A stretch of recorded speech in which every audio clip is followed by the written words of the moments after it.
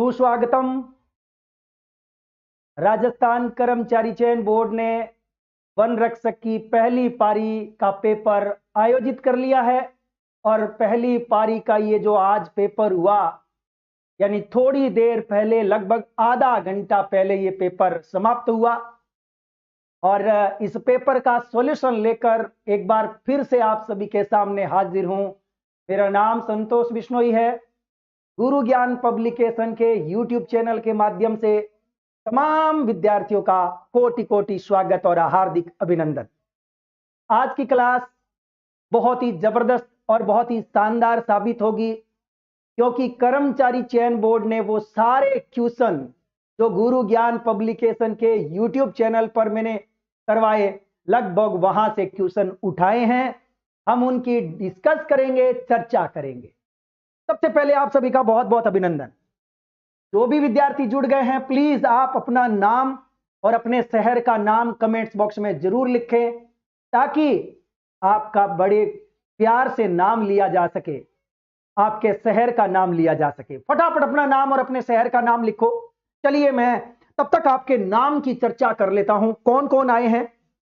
बिल्कुल, महेंद्र सिंह जी चौहान बांसवाड़ा से, नमस्कार। संदीप जी 8th क्लास का लेवल, क्या बात है, बहुत बढ़िया।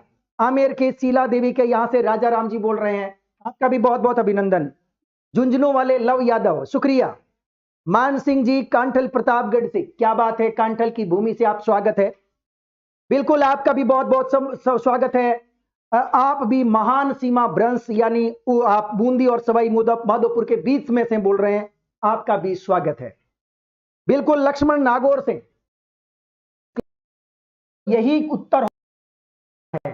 कपिल जी के यहां से आप बोल रहे हैं, बीकानेर से। चलिए, श्रवण पाली जी, आपका भी अभिनंदन। पवन शिक्षा नगरी कोटा, आपका भी अभिनंदन।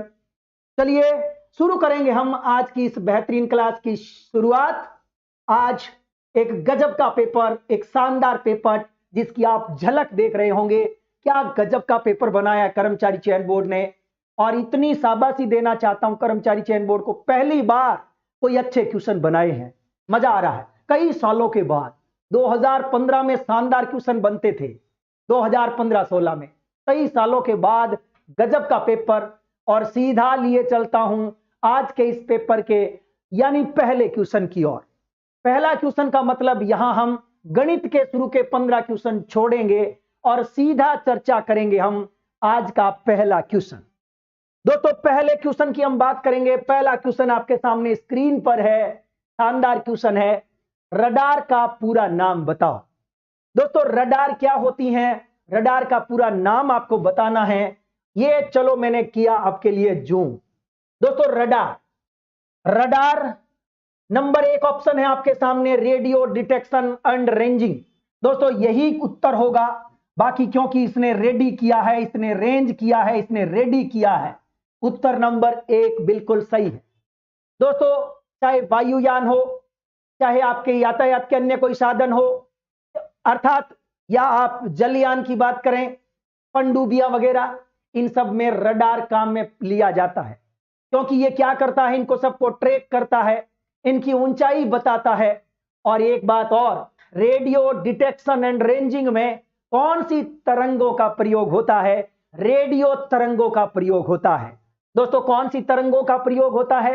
रेडियो तरंगों का, और जिसकी आवृत्ति 3 किलो हर्ट्ज से लेकर के 300 गीगा हर्ट्ज तक होती है इनकी आवृत्ति। गीगा हर्ट्ज याद रखें, ये है रेडियो तरंगे। रेडियो तरंगों की आवृत्ति 3 किलो हर्ट्ज से 300 गीगा हर्ट्ज तक होती है और इनका प्रयोग लिया जाता है। दोस्तों, हम सब जानते हैं कि जब मौसम की दिक्कत हो, तो ऐसी स्थिति में मौसम में जो भयंकर बदलाव, उतार चढ़ाव होता है, उसकी जानकारी भी देता है। वस्तुओं का यदि पता लगाना हो तो भी यह जानकारी देता है रडार। उत्तर नंबर 1 बिल्कुल सही है। रडार का पूरा नाम होगा radio detection and ranging, Uttar number 1। चलते हैं वही अगले क्वेश्चन की ओर। अगला क्वेश्चन आपके सामने स्क्रीन पर। दोस्तों, अगला क्वेश्चन कहता है कि कॉलम फर्स्ट को कॉलम सेकंड में क्या करना है? मिलान करना है। दोस्तों, गुरु ज्ञान पब्लिकेशन की टेस्ट सीरीज किसी ने ली है तो ये दोनों क्वेश्चन शुरू वाले आपको हूबहू मिल जाएंगे दोस्तों, कॉलम फर्स्ट और कॉलम सेकंड। गोल्डस्टीन, हम सब जानते हैं कि गोल्डस्टीन ने प्रोटॉन की खोज की थी। दोस्तों मैं थोड़ा जूम कर देता हूं ताकि आपको मजा आएगा। दोस्तों गोल्डस्टीन, इस क्वेश्चन में एक में ऑप्शन नंबर ये होगा गोल्डस्टीन प्रोटॉन की खोज। जबकि दोस्तों चैडविक की बात करें तो चैडविक ने न्यूट्रॉन की खोज की थी, जे थॉमसन ने परमाणु की खोज की थी। हाँ जी सॉरी, परमाणु की खोज, सॉरी इलेक्ट्रॉन की खोज, मैंने लिखा, दोबारा लिख रहा हूं भाई। गोल्डस्टीन प्रोटॉन की खोज, जेम्स चैडविक न्यूट्रॉन की खोज, जे थॉमसन इलेक्ट्रॉन की खोज, और जॉन डाल्टन ने क्या दिया, परमाणु का सिद्धांत। दोस्तों यहां पर हम चर्चा करेंगे प्रोटॉन की। प्रोटॉन धनावेशित होता है, पहली क्या बात लिखनी है, प्रोटॉन धनावेशित होता है, अर्थात मैं लिख सकता हूं ये धनावेशित कण है। किस प्रकार का कण है, धनावेशित। जबकि 2 नंबर हम बात करेंगे दोस्तों न्यूट्रॉन की। न्यूट्रॉन एक उदासीन होता है, उदासीन कण होता है। हम सब जानते हैं कि न्यूट्रॉन न्यूट्रल होता है। और उसके बाद हम बात करेंगे जे थॉमसन इलेक्ट्रॉन। इलेक्ट्रॉन ऋणात्मक होता है, क्या होता है, ऋणात्मक। दोस्तों एक चीज और, प्रतीक चिन्ह की बात करें तो इलेक्ट्रॉन के लिए हम ई लिखते हैं, प्रोटॉन के लिए हम पी लिखते हैं, और न्यूट्रॉन के लिए हम एन लिखते हैं। आवेश की बात करें दोस्तों, आवेश की बात करें तो तीनों में जो आवेश है उसकी यदि हम चर्चा करें तो इलेक्ट्रॉन का आवेश 1.602 गुणा 10 की पावर -19 कूलाम होता है। दोस्तों ये किसका है, नेगेटिव करें तो ये इलेक्ट्रॉन का आवेश हो जाएगा। यदि इसे पॉजिटिव रख करके देखें तो दोस्तों 1.602 गुणा 10 की पावर -19 कूलाम, 19 कूलाम ये आपके प्रोटॉन का आवेश होता है। तो इस प्रकार से इलेक्ट्रॉन, प्रोटॉन, न्यूट्रॉन तीनों हमने पढ़ लिए। दोस्तों नाभिक में प्रोटॉन और न्यूट्रॉन होते हैं। इलेक्ट्रॉन चारों ओर दीर्घवृत्ताकार पथ में चक्कर लगाते हैं। वेरी इंपॉर्टेंट, नाभिक में धनावेश होता है, इलेक्ट्रॉन पर नेगेटिव चार्ज होता है, एक दूसरे को आकर्षित करते हैं। दोस्तों वेरी इंपॉर्टेंट चीज थी। अब हम डाल्टन की चर्चा करें। दोस्तों डाल्टन ने क्या दिया, परमाणु का सिद्धांत दिया। हम सब जानते हैं कि परमाणु का सिद्धांत रासायनिक संयोजन के नियमों पर आधारित है, रासायनिक संयोजन के नियम पर आधारित है। यदि हम बात करें किसी भी अभिक्रिया की तो हम सब जानते हैं कि परमाणु केवल और केवल अभिक्रिया में भाग लेता है। यही सिद्धांत मैं बताने जा रहा हूं। परमाणु रासायनिक अभिक्रियाओं में हिस्सा लेता है। परमाणु अविभाज्य कण है, इसे तोड़ा नहीं जा सकता। दोस्तों इसे न तो सृजित किया जा सकता, न इसका विनाश हो सकता है। यही हमारा परमाणु है और परमाणु सिद्धांत जॉन डाल्टन ने दिया। इस प्रकार से रदरफोर्ड की बात करें तो रदरफोर्ड ऑप्शन में नहीं है। रदरफोर्ड ने नाभिकीय मॉडल दिया था। नाभिकीय मॉडल किसने दिया, रदरफोर्ड ने। तो ये सारी बातें पूरी हो गई। उत्तर नंबर 1 बिल्कुल सही है। अगला क्वेश्चन आपके सामने स्क्रीन पर है, यह रहा गजब का क्वेश्चन। निम्नलिखित में से कौन सा जल शुष्कक का सबसे अच्छा उदाहरण है, यानी डेसिकेंट बताना है। जल शुष्कक का मतलब होता है जो जल को सोख ले, जल को सुखा दे, वो कौन है। Number 1 silica gel, number 2 polystyrene, number 3 sodium chloride, number 4 sodium carbonate. दोस्तों इस क्वेश्चन का उत्तर नंबर 1 सिलिका जेल होगा। क्या उत्तर होगा, सिलिका जेल बिल्कुल सही है। दोस्तों सिलिका जेल के साथ साथ कुछ और चीजें जो जल को सोखती है, जो जल को सुखा देती है, जिसमें सबसे इंपॉर्टेंट है एरोसोल। नंबर 1 दोस्तों एरोसोल, ये भी क्या करता है, जल को सुखा देता है। सिलिका जेल भी क्या कर देती है, जल को सुखा देती है। दोस्तों सिलिका के साथ साथ कैल्शियम से बने कुछ यौगिक, जैसे कैल्शियम क्लोराइड, दोस्तों कैल्शियम क्लोराइड हो गया, कैल्शियम सल्फेट हो गया, ये भी क्या करते हैं दोस्तों, कैल्शियम सल्फेट ये भी क्या करते हैं, जल को सोखने का काम करते हैं। यहां एरोसोल भी इंपॉर्टेंट है। ठीक है, चलिए दोस्तों, ये हो गया आपका। यहां Ca2 कर सकते हो, Ca2SO4 होता है। तो इस प्रकार से इस क्वेश्चन का उत्तर नंबर 1 बिल्कुल सही। साथ ही साथ दोस्तों हमारे यहां पर लिखा हुआ है पॉलीस्टाइरीन। दोस्तों पॉलीस्टाइरीन एक प्रकार का बहुलक है, और वो भी किस प्रकार का बहुलक है? सिंथेसाइज बहुलक है, यानी कृत्रिम बहुलक है। दोस्तों सोडियम क्लोराइड की बात करें तो सोडियम क्लोराइड जिसे हम नमक कहते हैं, दोस्तों जब भी आप नमक को खुला छोड़ते हैं तो ये नमी के साथ रिएक्शन कर लेता है, और नमक जो आपका है वो थोड़ा थोड़ा गीला यानी नमी को एब्जॉर्ब कर लेता है ना। तो ये तो पानी सुखाने का मतलब ही नहीं है। जैसे पॉलीस्टाइरीन भी पानी सुखाता नहीं है, उस प्रकार से ये भी पानी सुखाता नहीं है। सोडियम क्लोराइड ये नमक है। ठीक है, सोडियम कार्बोनेट, दोस्तों सोडियम कार्बोनेट यानी Na2CO3, इसे दोस्तों धोने का सोडा कहते हैं, धावन सोडा कहते हैं। क्या कहते हैं?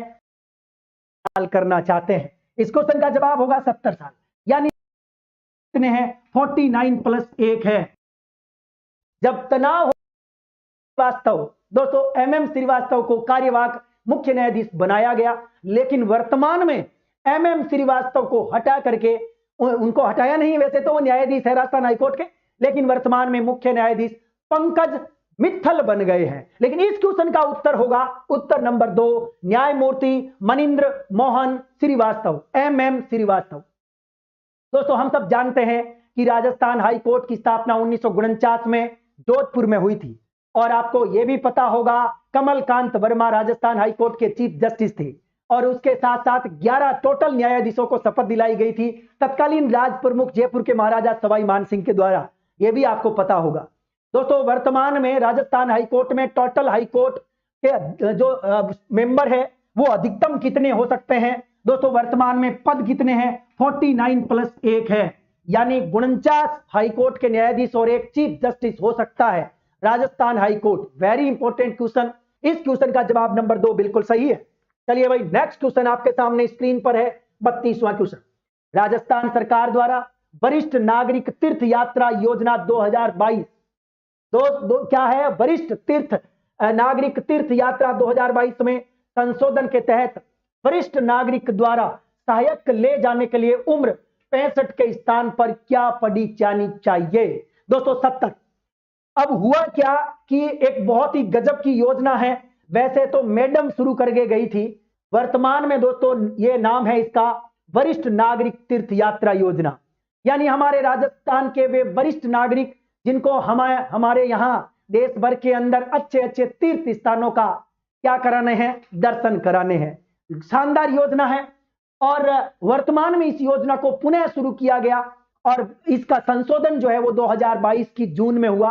जून 2022 में जो संशोधन हुआ है उसमें यह कहा गया है कि अब उस व्यक्ति की उम्र 65 साल हुआ करती थी, हम इसको बढ़ाकर 70 साल करना चाहते हैं। इस क्वेश्चन का जवाब होगा 70 साल, यानी 70 साल का वह बूढ़ा आदमी, यानी वो वरिष्ठ नागरिक जो क्या करना चाहता है? तीर्थ यात्रा करना चाहता है, तो अपने साथ एक सहायक ले जा सकता है। सहायक वो कोई भी ले जा सकता है, ध्यान रखें, सहायक 18 साल से अधिक उम्र का कोई भी सहायक हो सकता है, लेकिन उस व्यक्ति की उम्र 70 साल होनी चाहिए, तभी वो सहायक ले जा पाएगा। 65 साल वाले को तो चलने फिरने में दिक्कत नहीं आती ना, इसलिए नहीं ले जा सकता, तो ये 70 कर दिया गया है। चलिए भाई अगला क्वेश्चन देख लेते हैं। ये रहा आपके सामने एक और गजब का क्वेश्चन। जुलाई 2022 में राजस्थान सरकार ने किस देश की 11 कंपनियों के साथ MOU पर हस्ताक्षर किए हैं, जिससे 1338 करोड़ रुपए का निवेश होगा?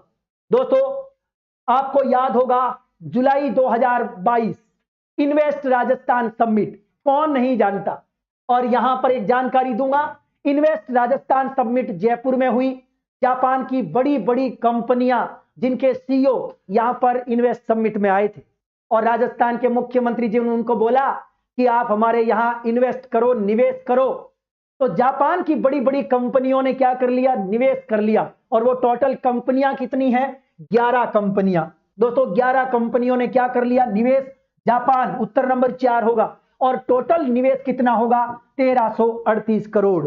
जबकि अडानी भाई साहब ने भी एक निवेश किया है, क्या बोले कि हम उदयपुर में एक बड़ा स्टेडियम बनाने का काम करेंगे, याद है ना दोस्तों। जापानी जोन भी आपको पता होना चाहिए। हमारे अलवर के नीमराणा में दोस्तों, अलवर के नीमराणा में पहला जापानी जोन स्थापित हुआ था 2008 में। दूसरा जापानी जोन गिलोट में बन चुका है दोस्तों, गिलोट में दूसरा जापानी जोन बन गया है, यह भी याद रखें। जबकि गिलोट नामक स्थान पर आपके कोरियाई जोन भी है, यह भी आपको याद रखना है, ठीक है। तो ये दोनों बातें याद रखें, उत्तर नंबर 4 होगा। नेक्स्ट क्वेश्चन आपके सामने स्क्रीन पर आ रहा है, मुख्यमंत्री बाल गोपाल योजना। दोस्तों, मुख्यमंत्री बाल गोपाल योजना का संबंध किससे है? वेरी इंपॉर्टेंट क्वेश्चन दोस्तों। आज सुबह सुबह मैंने एक क्वेश्चन डाला था गुरु ज्ञान पब्लिकेशन के टेलीग्राम चैनल पर, आपने देखा होगा। मैंने बाल गोपाल योजना भी डाली है उसमें, और उसमें मैंने मुख्यमंत्री निःशुल्क ड्रेस योजना जो विद्यार्थियों को मिलने वाली है कक्षा 1 से 8 तक, वो भी मैंने डाला है दोस्तों। ये रहा क्वेश्चन, मुख्यमंत्री बाल गोपाल योजना। दोस्तों, ये मुख्यमंत्री, वो तत्कालीन समय की बात है, अन्नपूर्णा दूध भंडार शुरू किया था मैडम ने 2018 में। कौन सी मैडम? वसुंधरा जी ने। उसी योजना को नया रूप दिया है हमारे भाई साहब ने, यानी मुख्यमंत्री जी ने। नाम क्या रखा है? मुख्यमंत्री बाल गोपाल योजना। दोस्तों, ये 15 नवंबर को, यानी आने वाली जो 15 नवंबर है, अभी आज कितनी नवंबर? 12, 2 दिन बाद में 15 नवंबर को यह योजना का शुभारंभ हो जाएगा।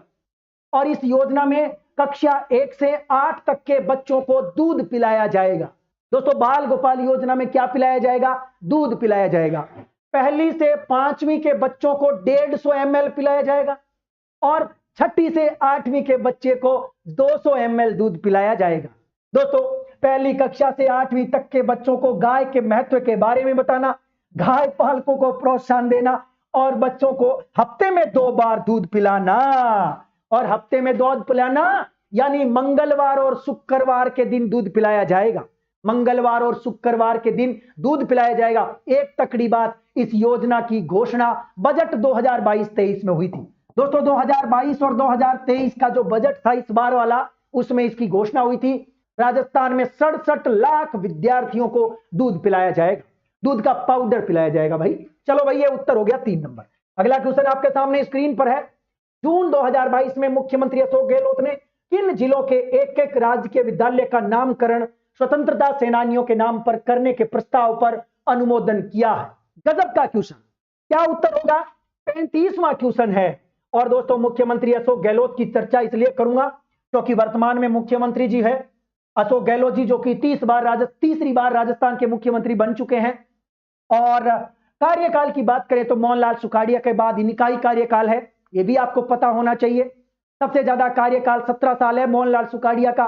2 नंबर पे इनका हो गया है, 3 नंबर पर भैरव सिंह शेखावत का है, 4 नंबर पर हरिदेव जोशी का है।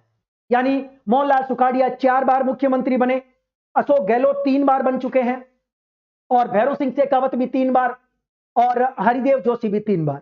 अब हम बात करेंगे दोस्तों, मुख्यमंत्री अशोक गहलोत ने किन जिलों के एक राजकीय विद्यालय का नाम क्या कर दिया है? दोस्तों, स्वतंत्रता सेनानियों के नाम पर करने का निर्णय लिया है।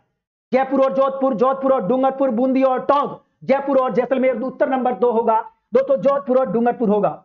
जोधपुर और डूंगरपुर के एक राजकीय विद्यालय का नाम किस नाम पे करने का निर्णय लिया है? वेरी इंपॉर्टेंट है दोस्तों, उत्तर नंबर 2 होगा, स्वतंत्रता सेनानियों के नाम पर। ठीक है, याद रखें। जोधपुर में तो किसके नाम पर रखा जाएगा? मंगल सिंह के नाम पर। मंगल सिंह एक ऐसी सभा, एक ऐसा संगठन जिसके प्रथम अध्यक्ष भी रहे थे। कमेंट्स बॉक्स में बताओ, मैंने आपको कई बार बताया उस संगठन का नाम क्या है जिसके अध्यक्ष रहे थे मंगल सिंह। एक तो उनके नाम पर, और दूसरा डूंगरपुर के अंदर धूलजी भाई के नाम पर, धूलजी भाई के नाम पर। तो याद रखें, वेरी इंपॉर्टेंट, उत्तर नंबर 2 होगा। चलिए भाई, नेक्स्ट क्वेश्चन, थोड़ा एनर्जी ले लेता हूं, H2O में एनर्जी होती है। चले भाई अगले क्वेश्चन की ओर। अगला क्वेश्चन आपके सामने स्क्रीन पर है, यह रहा 36वां। मार्च 2022 में राजस्थान का आजादी का अमृत महोत्सव के तहत आयोजित कार्यक्रमों को संस्कृति मंत्रालय के पोर्टल पर अपलोड करने के मामले में राजस्थान का स्थान कौन सा है? दोस्तों, एक तकड़ी चीज पहले ही बता देता हूं, हम आजादी का 75वां वर्ष मनाने जा रहे हैं, और इसलिए इसे एक नाम दिया है अमृत महोत्सव, आजादी का अमृत महोत्सव। दोस्तों इस आजादी के अमृत महोत्सव के तहत 75 देश भर में समारोह या 75 कार्यक्रमों का आयोजन केंद्रीय संस्कृति मंत्रालय कर रहा है। और हमारे राजस्थान की सरकार ने क्या किया है दोस्तों, अपने उन कार्यक्रमों को पूरा डिटेल से अपने पोर्टल पर अपलोड किया है राजस्थान ने भी। दोस्तों राजस्थान का स्थान कौन सा है अपलोड करने के मामले में? 7वां, चौथा, तीसरा और 5वां। उत्तर नंबर 2 होगा चौथा स्थान। 2 नंबर ऑप्शन होगा, चौथा स्थान प्राप्त किया है राजस्थान ने। उत्तर नंबर 2 होगा 2 नंबर ऑप्शन। नेक्स्ट क्वेश्चन आपके सामने है। मई 2022 में मुख्यमंत्री अशोक गहलोत ने REVP नीति को मंजूरी दी है। REVP में ई का मतलब क्या है दोस्तों? Rajasthan electrical vehicle policy. ये आपको याद होगा इसका पूरा नाम, राजस्थान इलेक्ट्रिकल व्हीकल। दोस्तों राजस्थान इलेक्ट्रिकल व्हीकल पॉलिसी उत्तर होना चाहिए। हमारे सामने क्या होगा भाई? एडमिशन, एम्प्लॉयमेंट और इलेक्ट्रिक और इंफॉर्मेंट। इलेक्ट्रिक होगा उत्तर नंबर, इलेक्ट्रिक बिल्कुल सही है। इलेक्ट्रिकल कह सकते हो या इलेक्ट्रिक कह सकते हो, क्योंकि दोस्तों ये राजस्थान इलेक्ट्रिकल व्हीकल पॉलिसी है। याद रखें। तो इस क्वेश्चन का जवाब नंबर 3 बिल्कुल सही है। और दोस्तों ये नीति मई 2022 में मंजूरी प्रदान की गई। कब मंजूरी प्रदान हुई है? मई 2022 में। ठीक है, इस क्वेश्चन का जवाब होगा इलेक्ट्रिक। तो अगला क्वेश्चन आपके सामने स्क्रीन पर है 38 नंबर। हाल ही में राजस्थान के किस स्थान पर भारत सरकार की गोबर धन योजना के तहत HPCL ने गोबर से संपीड़ित बायोगैस परियोजना की शुरुआत की है? दोस्तों इस क्वेश्चन का उत्तर होगा, एक बात याद रखना, जब भी गोबर की कोई बात हो तो गोबर यानी गाय, गाय का गोबर, भैंस का गोबर। सबसे ज्यादा गाय कहां है दोस्तों? राजस्थान में सबसे ज्यादा गाय कहां है, भैंस कहां है, ये बातें मैं आपको बताऊंगा इसी के साथ। लेकिन एक तकड़ी चीज आपको बताऊंगा कि जोधपुर संभाग का जो इलाका है वहां पर गोबर ज्यादा मिलता है। क्यों मिलता है? क्योंकि वहां पर पशुधन ज्यादा है, पशुधन की संख्या वहां ज्यादा है। तो सीधी सी बात है, गोबर गैस के प्लांट वहीं बनेंगे, है ना। जबकि बायोमास के प्लांट यानी जैविक जो अंश है उनसे जो प्लांट बनेंगे वो गंगानगर साइड में ज्यादा बनेंगे, है ना। तो यहां इंपॉर्टेंट चीज है दोस्तों, ये गोबर गैस की बात हो रही है। दोस्तों गोबर गैस अर्थात HPCL का मतलब है हिंदुस्तान पेट्रोलियम कॉर्पोरेशन लिमिटेड। दोस्तों हिंदुस्तान पेट्रोलियम कॉर्पोरेशन लिमिटेड यानी HPCL वो है जिसने बाड़मेर के पंचभद्रा में रिफाइनरी का निर्माण कर रही है। रिफाइनरी में 26% हिस्सेदारी राजस्थान की है और 74% हिस्सेदारी HPCL की है। HPCL ने भी राजस्थान के साथ और राजस्थान सरकार के साथ MOU किया है। और भारत सरकार की योजना कौन सी है? गोबर धन योजना। इसके तहत जालोर के सांचौर में, दोस्तों जालोर के सांचौर में क्या बनाया जाएगा? बायोगैस परियोजना की शुरुआत हो रही है। वेरी इंपॉर्टेंट है। और ये कब शुरुआत हो रही है? अगस्त 2022 की बात है दोस्तों। अगस्त 2022 के अंदर ये बनेगा। वेरी इंपॉर्टेंट है सांचौर जालोर। दोस्तों एक तकड़ी बात बता देता हूं, गोबर गैस में सबसे ज्यादा गैस होती है मीथेन। याद रखें, गोबर गैस में सबसे ज्यादा 60% के आसपास मीथेन बनती है। वेरी इंपॉर्टेंट क्वेश्चन, याद रखें। ठीक है, तो ये होगा जालोर सांचौर। अगला क्वेश्चन आपके सामने है 39 नंबर। RTI पोर्टल 2.0 किस आयोग द्वारा लॉन्च किया गया है? एकदम शानदार क्वेश्चन भाई, ये तो हर कोई बता सकता है, ऑप्शन देख करके बता देगा। RTI का मतलब होता है राइट टू इंफॉर्मेशन। दोस्तों 2005 में राइट टू इंफॉर्मेशन कानून आया था और इसी के तहत 2006 में राजस्थान राज्य सूचना आयोग का गठन किया गया। हम सब जानते हैं दोस्तों, राजस्थान राज्य सूचना आयोग का गठन कब किया गया? 2006 में। दोस्तों यहां RTI की बात करें, RTI की बात करें तो दोस्तों ये RTI पोर्टल 2.0 ये राजस्थान राज्य सूचना आयोग के द्वारा गठित किया गया है। किसके द्वारा बनाया गया है, लॉन्च किया गया है? दोस्तों राजस्थान राज्य सूचना आयोग होगा। उत्तर नंबर 4 बिल्कुल सही है, 4 नंबर ऑप्शन होगा। और दोस्तों RTI यानी RTI राइट टू इंफॉर्मेशन, इसके माध्यम से हमें लगभग 275 हमारे सभी विभागों की लगभग 275 से अधिक सूचनाएं जो है इसके माध्यम से प्राप्त हो सकती है। ठीक है, चलिए दोस्तों, तो इस प्रकार से इस क्वेश्चन का उत्तर नंबर क्या होगा? दोस्तों एक चीज याद आ रही है, राजस्थान राज्य मानवाधिकार आयोग दोस्तों राजस्थान राज्य मानवाधिकार आयोग की बात करें तो वर्तमान में इसके अध्यक्ष गोपाल कृष्ण, गोपाल कृष्ण है ना, पूरा नाम क्या है कौन बताएगा? हाँ जी, गोपाल जी के व्यास बोल सकता हूं क्या? जी के व्यास। दोस्तों जी के व्यास अर्थात गोपाल कृष्ण व्यास, ये गंगानगर के थे और रिटायर्ड हाईकोर्ट के जस्टिस है, वर्तमान में इसके अध्यक्ष है। आरपीएससी के अध्यक्ष कौन है आप जानते होंगे? हाँ जी, कौन है बताओ फटाफट क्षत्रिय जी।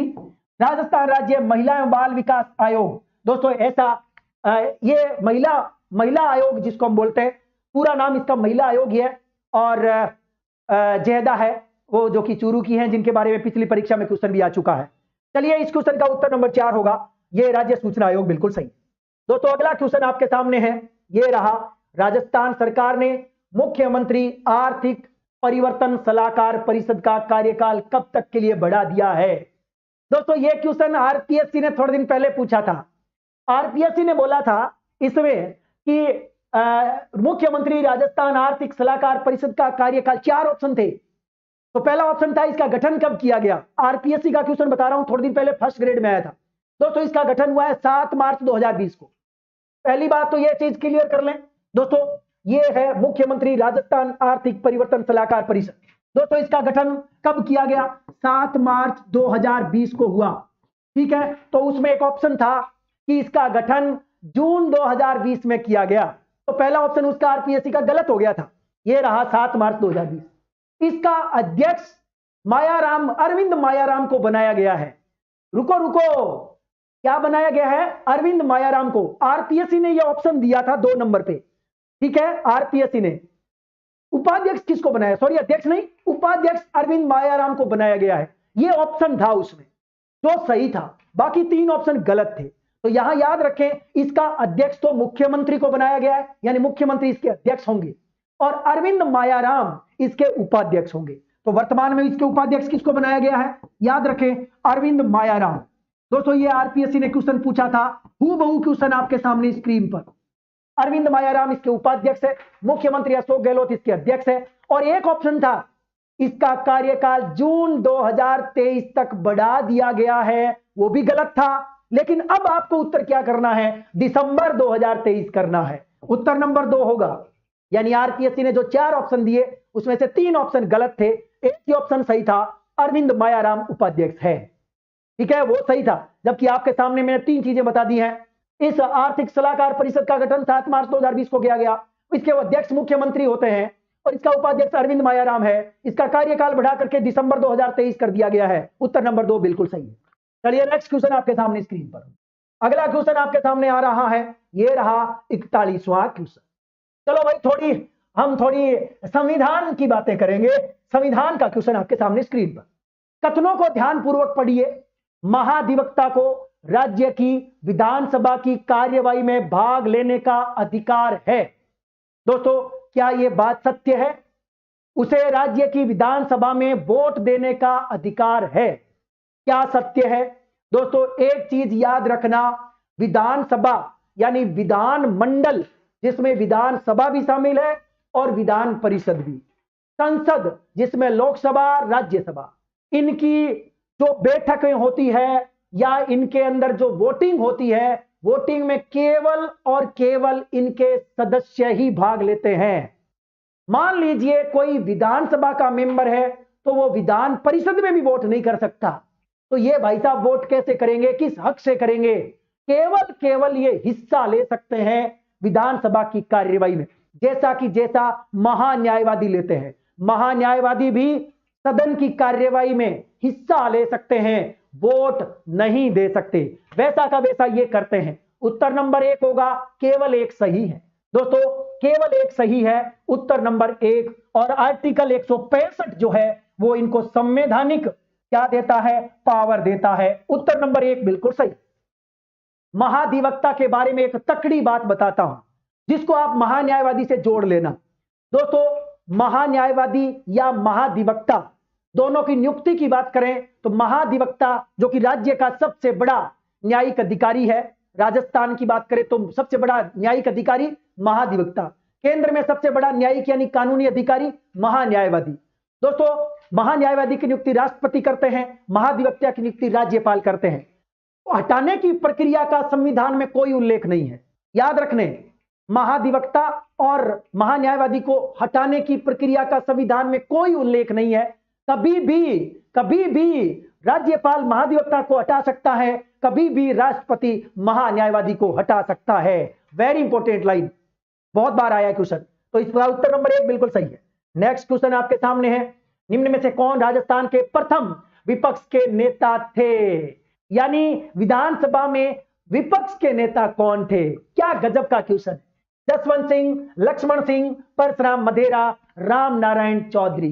दोस्तों, पहली विधानसभा जो कि 1952 में गठित हुई, 29 मार्च 1952 को राजस्थान की विधानसभा, प्रथम विधानसभा गठित हुई और प्रथम विधानसभा लगभग मार्च 1927 तक काम करेगी और इसके प्रथम विपक्ष के नेता कुंवर जसवंत सिंह थे। कौन थे? कुंवर जसवंत सिंह। वेरी इंपॉर्टेंट, कुंवर जसवंत सिंह। जबकि एक तकड़ी बात, झुंझुनू वाले नरोत्तम जी प्रथम विधानसभा अध्यक्ष, याद है ना? प्रथम विधानसभा के उपाध्यक्ष कौन थे? कौन बताएगा? एक शानदार क्वेश्चन है, कई बार आया है, कमेंट्स में बताओ। प्रथम विधानसभा के उपाध्यक्ष, राजस्थान की विधानसभा के प्रथम उपाध्यक्ष कौन बताएगा? जबकि नरोत्तम की चर्चा हम कर चुके हैं, नरोत्तम लाल जोशी झुंझुनू से आते थे, राजस्थान विधानसभा के प्रथम अध्यक्ष थे। Very important question. चलिए भाई, नेक्स्ट क्वेश्चन आपके सामने स्क्रीन पर, निम्नलिखित में से कौन सा ग्राम सभा का कार्य नहीं है? दोस्तों, ग्राम सभा की बात करेंगे। सबसे इंपॉर्टेंट क्वेश्चन आपके सामने स्क्रीन पर है, ग्राम सभा का। जनजाति का कल्याण करना, ग्रामीण स्वास्थ्य, जल योजना, जनगणना करना। भाई साहब, जनगणना ग्राम सभा नहीं कर सकती। जनगणना का काम केंद्रीय गृह मंत्रालय का है और केंद्रीय गृह मंत्रालय के अधीन एक जनसांख्यिकीय विभाग बना हुआ है जिसके महानिदेशक हैं, वही करवाते हैं। इस क्वेश्चन का उत्तर नंबर क्या होगा?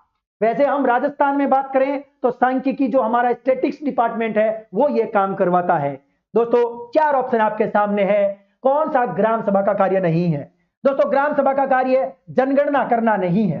दोस्तों, जनगणना केंद्रीय सूची का विषय है, जबकि जनसंख्या केंद्र और राज्य यानी समवर्ती सूची का विषय है। 2 तगड़ी चीज बता दी मैंने, जनगणना केंद्रीय सूची का विषय है, जबकि जनसंख्या केंद्र और राज्य दोनों का अर्थात समवर्ती सूची का विषय है। वेरी इंपॉर्टेंट बात है। अब दोस्तों हम बात करेंगे ग्राम सभा की। दोस्तों, ग्राम सभा जिसकी परिभाषा की बात अभी यदि आपसे पूछ ले तो आर्टिकल 243 में ग्राम सभा की परिभाषा है।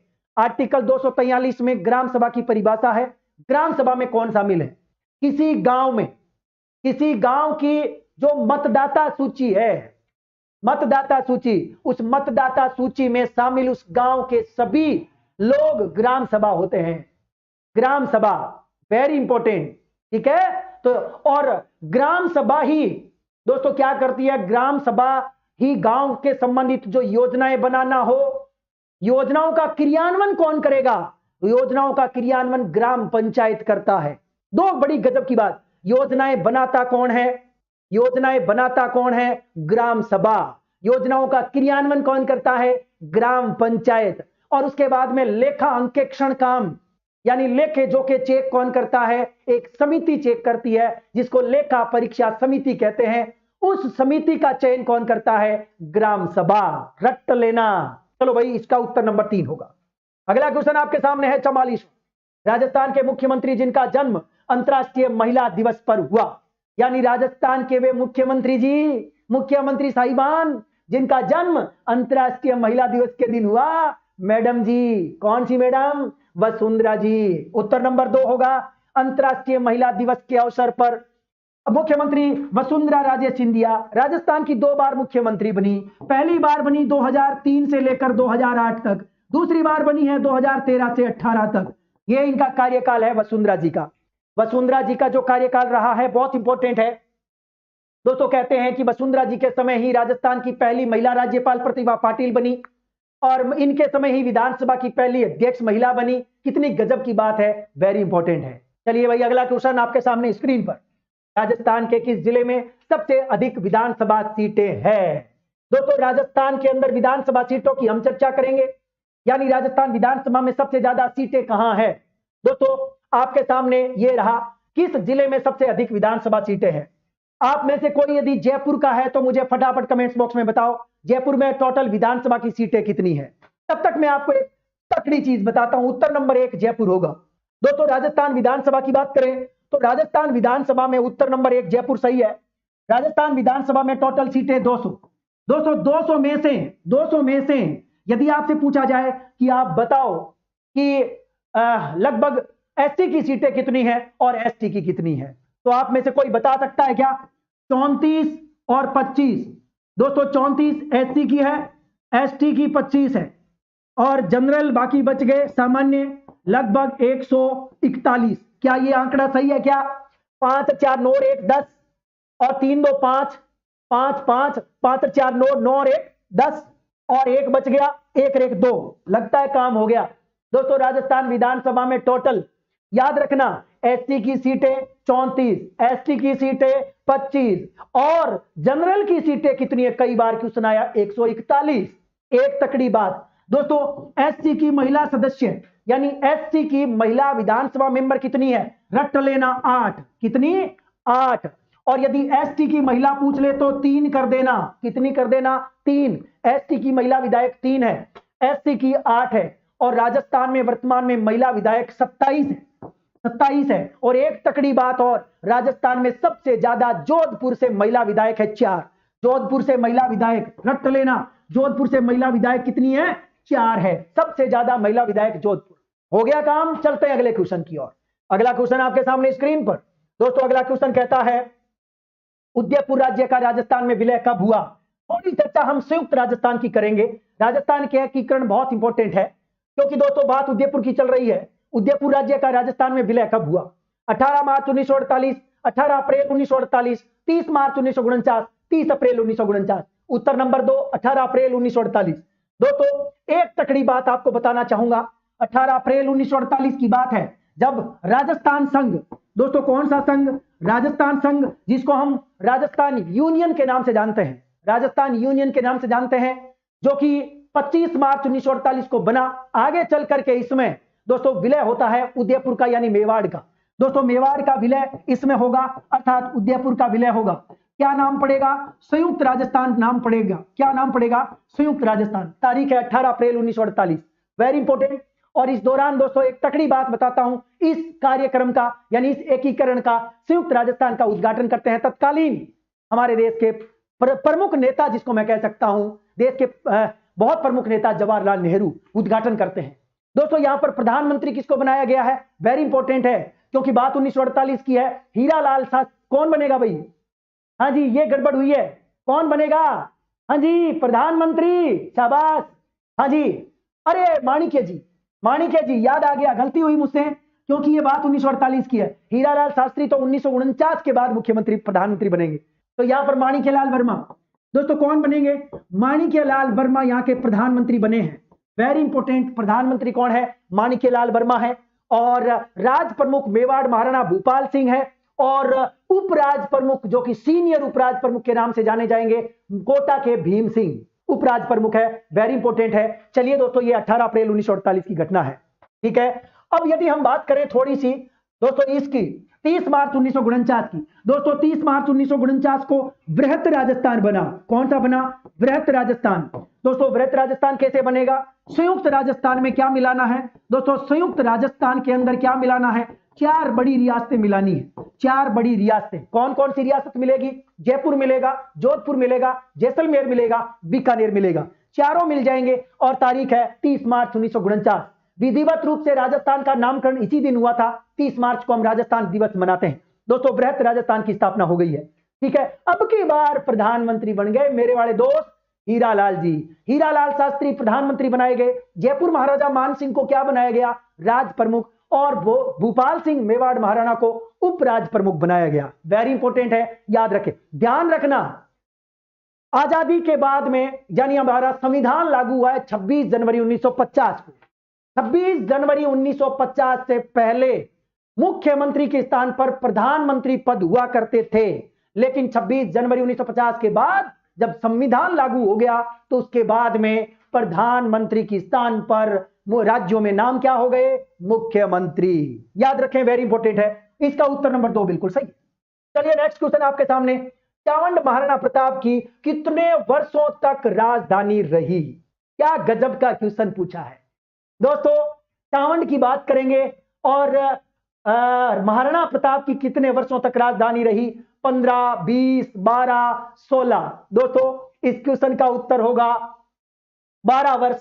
खास तौर से चावंड की बात करें तो, क्योंकि दोस्तों चावंड जो है राजधानी कब बनी? सबसे पहले तो 1585 में। दोस्तों हम सब जानते हैं कि 1585 में राजधानी बनती है और 1597 तक कितने साल हुए? चेक करके बताओ भाई, 1585 से 1597 कितने हो गए? वेरी इंपॉर्टेंट, इस क्वेश्चन का जवाब नंबर 3 हो जाएगा, राणा प्रताप की ये है राजधानी। ठीक है, चलिए भाई एक बात और बताना चाहूंगा दोस्तों, क्योंकि राणा प्रताप का निधन 1597 में हो गया, तो सीधी सी बात है चावंड राजधानी 12 साल तक ही रही है, क्योंकि राणा प्रताप का निधन 97 में हो गया।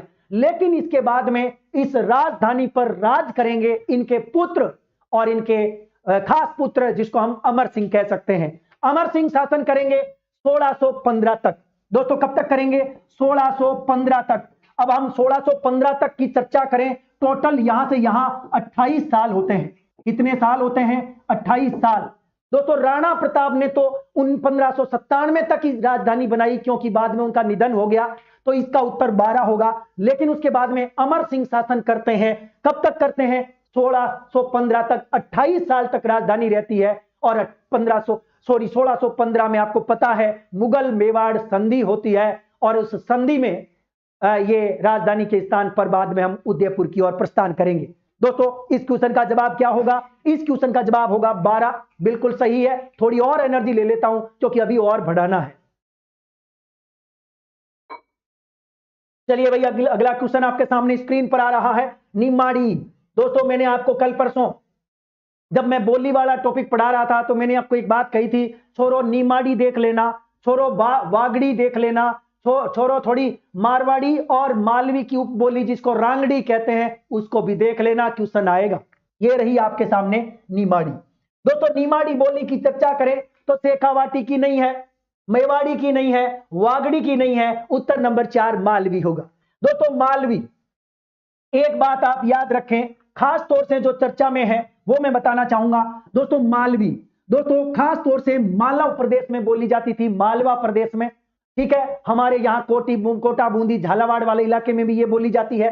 मालवी की दो बड़ी उपबोलियां, जिसमें एक का नाम मिलता है रांगड़ी, दूसरे का नाम मिलता है निमाड़ी। दोस्तों ये दोनों नाम बार बार आते हैं। यहां रांगड़ी की बात करें तो रांगड़ी दो बोलियों का मिश्रण है, जिसमें एक बोली मालवी है तो दूसरी मारवाड़ी। दोस्तों मालवी और मारवाड़ी के मिश्रण से कौन सी बनी? रांगड़ी एक कर्कश बोली है, जबकि मालवी बड़ी मीठी बोली है। तो मारवाड़ी और मालवी के मिश्रण से रांगड़ी बनी है। रांगड़ी बोली कहां बोली जाती है? मेवाड़ के गांवों में बोली जाती है, ग्रामीण इलाकों में। वैसे खास तौर से ग्रामीण इलाकों में रहने वाले राजपूत जो लोग होते हैं वो ये बोलते हैं। निमाड़ी की बात करें तो निमाड़ी भी आपके लिए बताना चाहूंगा, कभी जिंदगी में गलत नहीं होगा। दोस्तों ये हमारा वागड़ प्रदेश है, यहां पर बोली जाती है वागड़ी। यहां पर क्या बोली जाती है? वागड़ी। और वागड़ी के ठीक यानी इस इलाके में बोली जाती है निमाड़ी। क्या बोली जाती है? निमाड़ी। और इस स्थान पर बोली जाती है भिल्ली, जो कि गुजराती के टच में है। वेरी इंपॉर्टेंट क्वेश्चन है, तो याद रखें। ठीक दक्षिण में वागड़ी, उसके इधर दक्षिण पूर्व की ओर निमाड़ी और दक्षिण पश्चिम की ओर भिल्ली। Very important question. और यहां पर हम चलेंगे हाड़ौती संभाग में, यहां पर बोली जाती है मालवी की उपबोली आपकी निमाड़ी होगी और रांगड़ी होगी। इस क्वेश्चन का उत्तर नंबर 4 होगा मालवी। नेक्स्ट क्वेश्चन आपके सामने स्क्रीन पर है, यह रहा एक और गजब क्वेश्चन। दोस्तों 48 के बाद में है 49। निम्नलिखित में से कौन सा अभिलेख महाराणा कुंभा के लेखन का प्रकाश डालता है? याद करो, जब मैं अभिलेख पढ़ा रहा था तो मैंने एक लाइन बोली थी, छोरो राणा कुंभा से संबंधित बातें रट के जाना, यानी उनकी प्रशस्ति या उनका कोई लेख अभिलेख रट के जाना। झूठ नहीं बोल रहा हूं, दोबारा जाके वीडियो चेक कर लेना। यह रहा आपके सामने क्वेश्चन, राणा कुंभा के लेखन का प्रकाश कौन डालता है? दोस्तों राणा कुंभा का वर्णन किस में है? कीर्ति स्तंभ प्रशस्ति, जगन्नाथ राय प्रशस्ति, राज प्रशस्ति, राय प्रशस्ति। शानदार क्वेश्चन दोस्तों, बहुत ही गजब का क्वेश्चन है। दोस्तों हम बात करेंगे कीर्ति स्तंभ प्रशस्ति। कीर्ति स्तंभ प्रशस्ति उत्तर होगा, क्योंकि राणा कुंभा की बात हो रही है, राणा कुंभा की। दोस्तों अब हम बात करेंगे, कीर्ति स्तंभ प्रशस्ति हो गई है। राज प्रशस्ति महाराणा राज सिंह के समय की है, महाराणा राज सिंह के समय की है। 1676 हो जाएगा राज प्रशस्ति, 1676 महाराणा राज सिंह, ठीक है, राज सिंह। तो ये राज प्रशस्ति है। और राय सिंह प्रशस्ति दोस्तों बीकानेर महाराजा राय सिंह के समय की है, जदूता ने लिखी है। तो बीकानेर महाराजा राय सिंह, दोस्तों यहां लिख देता हूं, बीकानेर, बीकानेर महाराजा राय सिंह के समय की है। और दोस्तों राय सिंह प्रशस्ति, इसके लेखक जदूता, कौन है भाई, जयदूता, ठीक है। राज राज रणछोड़, यानी राज प्रशस्ति के रचयिता रणछोड़ भट्ट तेलग। दोस्तों रणछोड़ भट्ट तेलग किसके हैं, राज प्रशस्ति के रचयिता हैं, वेरी इंपॉर्टेंट। चलिए तो आगे बढ़ते हैं, ये किस प्रकार से इस क्वेश्चन का जवाब होगा, कीर्ति स्तंभ, ठीक है। चलिए जगन्नाथ राय प्रशस्ति जगत सिंह के समय की है, ठीक है। चलिए भाई अगला क्वेश्चन आपके सामने स्क्रीन पर, 50वां क्वेश्चन आपके सामने है। निम्नलिखित में से सत्य कथन छांट लो, सत्य कौन सा है। नंबर 1, लूणी नदी के किनारे स्थित स्थल बागोर से पशुपालन के अवशेष मिले हैं। ऑप्शन नंबर 1 गलत है, क्योंकि दोस्तों बागोर लूणी नदी के किनारे नहीं है, बागोर कोठारी नदी के किनारे है। तो पहला ऑप्शन गलत हो गया भाई, ये गलत है, लूणी नदी के किनारे नहीं है, बागोर जो कि कोठारी नदी के किनारे है, मध्य पाषाण कालीन स्थल है। बागोर महासतियों का टीला कहते हैं, वेरी इंपॉर्टेंट। बागोर जहां लघु पाषाण उपकरण मिले हैं, माइक्रोलिथ। नंबर 2, आहड़ स्थल का संबंध नव पाषाण काल से है। दोस्तों 2 नंबर ऑप्शन कहता है कि आहड़ स्थल का संबंध नव पाषाण है। 3 नंबर ऑप्शन चेक करते हैं, क्योंकि दोस्तों आहड़ सभ्यता ताम्रयुगीन सभ्यता है, तो यहां पर करेंगे हम ताम्रयुगीन सभ्यता कर देंगे। कालीबंगा में दुर्ग तथा निचला नगर दोनों प्राचीर युक्त मिले हैं। दोस्तों हम बात करेंगे कालीबंगा की चर्चा हम यदि करें तो क्या होगा भाई, कालीबंगा में दुर्ग तथा निचला नगर दोनों प्राचीर युक्त है। इस बात की ये बात जो है बिल्कुल सही है दोस्तों, ये बात बिल्कुल सही है। तो अब हमारे सामने ऑप्शन आ गया है दोस्तों, कोई 2, हाँ जी कोई 2 यानी केवल 3, भाई ये तो हो नहीं सकता, ये भी नहीं होगा। चलो भाई आहड़ की बात करें दोस्तों, आहड़ वेरी इंपॉर्टेंट है। आहड़ के बारे में आपका क्या विचार है, कौन बताएगा। चलिए भाई, आहड़ ताम्रयुगीन सभ्यता है ना, हाँ जी, तो इसका मतलब क्या हो जाएगा दोस्तों, इसका उत्तर होगा 1 नंबर ऑप्शन बिल्कुल सही है। क्योंकि दोस्तों अच्छा ये हो नहीं सकता, और 1 और 3 ये गलत है, 1 और 2 गलत है, उत्तर नंबर 1 होगा। क्यों होगा, क्योंकि आहड़ के बारे में एक बात मैंने कल परसों आपको बताई थी, वो मैं रिपीट कर रहा हूं, गजब की बात है दोस्तों। क्योंकि दोस्तों केवल 2 इसने बोला है, तो 2 हो नहीं सकता, क्योंकि 3 भी सही है, तो इसमें 1 लिख दिया, 1 जहां जहां है वो गलत है, ये भी गलत है, ये भी गलत है, तो उत्तर नंबर 1 होगा, केवल 3 क्यों होगा समझाता हूं दोस्तों। आहड़ की बात करें तो आहड़ नवपाषाण में होकर के मैंने अभी आपको बताया ताम्रयुगीन है, और बागोर कोठारी नदी है, तो हमारे सामने केवल ऑप्शन नंबर क्या हो जाएगा, 3 बच जाएगा, यानी ये होगा 1 नंबर ऑप्शन बिल्कुल सही है, सही है। चलिए भाई नेक्स्ट क्वेश्चन आपके सामने स्क्रीन पर, अगला क्वेश्चन है, गलत युगम को छांट लेना है। छतरी और स्थल, 84 खंभों की छतरी कोटा गलत हो गया, ब्राह्मण देवता की छतरी मंडोर, मामा भांजा की छतरी जयपुर ये भी गलत है, कुंवर पृथ्वीराज की छतरी कुंभलगढ़। दोस्तों हमें केवल जो सही है, हाँ जी गलत युगम छांटना है। चलो भाई गलत युगम छांट लो, 1 नंबर तो गलत हो गया पक्का, 84 खंभों की छतरी दोस्तों यहां नहीं है, यहां है बूंदी में। बूंदी में राव राजा अनिरुद्ध सिंह के समय जहाबाई की याद में 1684 ईस्वी में 1684 ईस्वी में 84 खंभों की छतरी का निर्माण करवाया गया। तो इसका मतलब ये गलत हो गया, तो यहां दोस्तों 1 नंबर गलत है। ब्राह्मण देवता की छतरी मंडोर बिल्कुल सही है, जबकि मामा भांजा की छतरी जोधपुर में ही है। दोस्तों मामा भांजा की छतरी भी कहां है, जोधपुर में है, वेरी इंपॉर्टेंट। तो यह भी गलत हो गया, यह भी गलत हो गया। तो इस प्रकार से 1 और 3 गलत है, क्योंकि कुंवर पृथ्वीराज की छतरी कुंभलगढ़ में है, हाँ जी, कुंवर को बिल्कुल सही है। दोस्तों मामा और भांजा कौन थे? धन्ना और भीमा थे। धन्ना और भीमा दो मामा भांजा थे जिनकी छतरी जोधपुर दुर्ग में है। तो ये वैसे गलत हो गया। तो इस प्रकार से दोस्तों गलत पूछा गया है, गलत। तो ये हो जाएगा 1 और 3 उत्तर नंबर 2। 1 और 3 उत्तर नंबर 2। चलो भाई नेक्स्ट आपके सामने है, ये रहा सुदर्शनगढ़ का किला निम्नलिखित में से किस अन्य दुर्ग का नाम है? दोस्तों एक ऐसा किला है, एक ऐसा किला है जो राजस्थान की राजधानी जयपुर में रहता है। दोस्तों उस किले का नाम क्या है? सुदर्शनगढ़। दोस्तों इसे सुदर्शनगढ़ भी कहते हैं, इसे नाहरगढ़ भी कहते हैं। उत्तर नंबर 3 बिल्कुल सही है। दोस्तों सुदर्शनगढ़ नाहरगढ़ का किला बिल्कुल सही है। हाँ मैं इतना बता सकता हूं कि इसका निर्माण सवाई किसने करवाया? जय सिंह ने। सवाई जय सिंह ने लगभग 1734 के आसपास इसका निर्माण कराया। और एक तकड़ी चीज और बताऊंगा, माधो सिंह ने अपनी 9 पासवानों के लिए महल भी बनवाए थे इसी में है। वेरी इंपॉर्टेंट है। चलिए उत्तर नंबर 3 बिल्कुल सही है। चलिए भाई सुदर्शनगढ़। अगला क्वेश्चन 53 नंबर, प्राचीन भारतीय लिपि माला। क्यों भाई? गौरी शंकर हीरा चंद ओझा। मैंने आपको कहा था कि यह क्वेश्चन रिपीट होगा, दोबारा देख लेना। गौरी शंकर हीरा चंद ओझा। दोस्तों गौरी शंकर हीरा चंद ओझा यदि राजस्थान के ही नहीं पूरे भारत के इतिहास के पुरोधा कह दें तो कोई अतिशयोक्ति नहीं होगी। ये पूरे भारत के क्या है? इतिहास के पुरोधा है। नाम है गौरी शंकर हीरा चंद ओझा। दोस्तों इनका जन्म रोहिड़ा गांव में हुआ। तो याद रखें दोस्तों, कहां हुआ? रोहिड़ा गांव। रोहिड़ा गांव पड़ता है सिरोही में। कहां पर पड़ता है? सिरोही में। दोस्तों सिरोही में, ठीक है। रोहिड़ा गांव सिरोही में है। और गौरीशंकर हीराचंद ओझा ने कई रियासतों का गजेटियर लिख डाला, जिसमें बीकानेर का गजेटियर, मारवाड़ का गजेटियर, प्रतापगढ़ का गजेटियर, सिरोही का गजेटियर और बांसवाड़ा का गजेटियर प्रमुख है। वेरी इंपॉर्टेंट है। साथ ही साथ इन्होंने एक किताब लिखी है प्राचीन भारतीय लिपिमाला। उत्तर नंबर 1 गौरीशंकर हीराचंद ओझा। गौरीशंकर हीराचंद ओझा वो इंसान है जिसने राजस्थान का पहला अभिलेख 400 ईसा पूर्व का 443 ईसा पूर्व का अभिलेख प्राप्त किया अजमेर के बड़ली गांव से। कौन से गांव से? बड़ली गांव से यह शिलालेख प्राप्त हुआ है। 443 ईसा पूर्व का राजस्थान का सबसे प्राचीन शिलालेख है।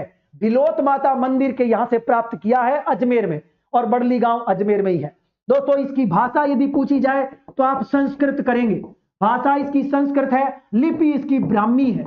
लिपि इसकी ब्राह्मी है। ये ना का किसको मिला? गौरीशंकर हीराचंद ओझा को। दोस्तों नागौर के अंदर एक बहुत बड़ा मंदिर है भगवान कृष्ण का, बांसुरी वाला मंदिर, जिनको लाडली जी का मंदिर भी कहते हैं। दोस्तों इसे गौरीशंकर हीराचंद ओझा ने मुरलीधर का मंदिर कहा है। Very important question. ये थे गौरीशंकर हीराचंद ओझा। गौरीशंकर के बाद में हम आगे बढ़ेंगे। अगला क्वेश्चन आपके सामने है, ये रहा चार चौमा का शिव मंदिर। चार चौमा का शिव मंदिर राजस्थान के किस जिले में है? दोस्तों चार चौमा नामक स्थान कोटा में है, जो कि गुप्तकालीन मंदिर है। चार चौमा का शिवालय दोस्तों ये गुप्तकालीन है, वैसे इंपॉर्टेंट है। चार चौमा शिवालय दोस्तों ये चार चौमा नामक स्थान कहां पर पड़ता है? कोटा।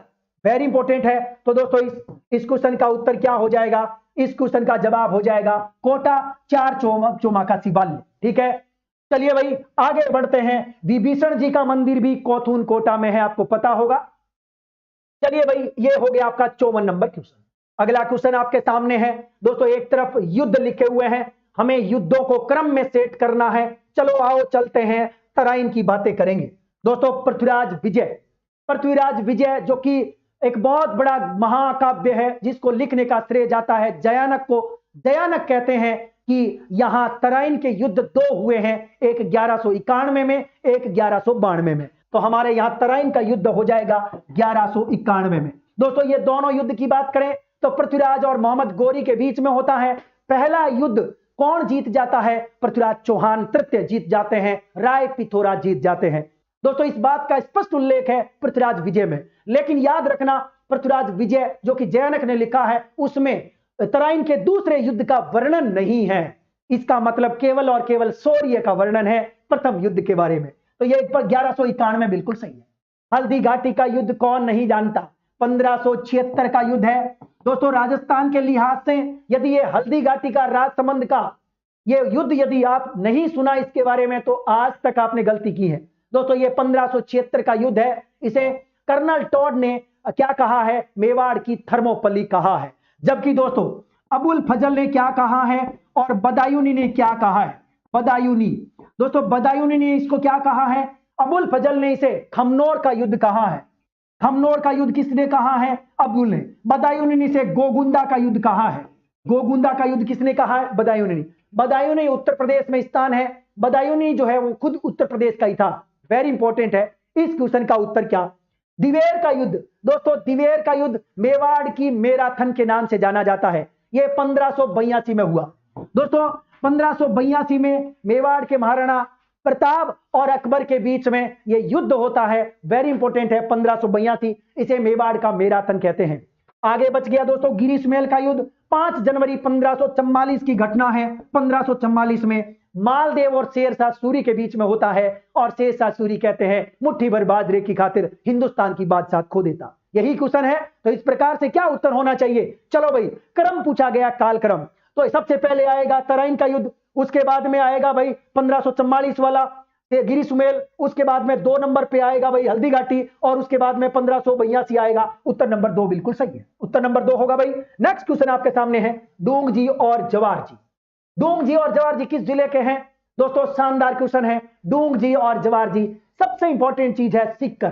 दोस्तों सिक्कर के वीर कह सकता हूं और बठोट पाटोदा के रहने वाले थे। दोस्तों डोंगजी और जवार जी बठोट पाटोदा गांव के रहने वाले हैं, सिक्कर के हैं। और कहते हैं कि ये 1857 की क्रांति के आसपास राजस्थान के अंदर छावनियों को लूटना, बड़े बड़े लोगों को लूटना और उस धन को गरीबों में बांटने का काम डोंगजी जवार जी करते थे। वेरी इंपॉर्टेंट है। इसका उत्तर नंबर 3 होगा सिक्कर। नेक्स्ट क्वेश्चन आपके सामने स्क्रीन पर है। मीणा क्षत्रिय सभा की स्थापना कब की गई? दोस्तों नाम चल रहा है मीणा क्षत्रिय सभा। वेरी इंपॉर्टेंट है। आपको जानकारी दे देता हूं कि मीणा क्षत्रिय सभा की स्थापना दोस्तों 1933 में हुई थी।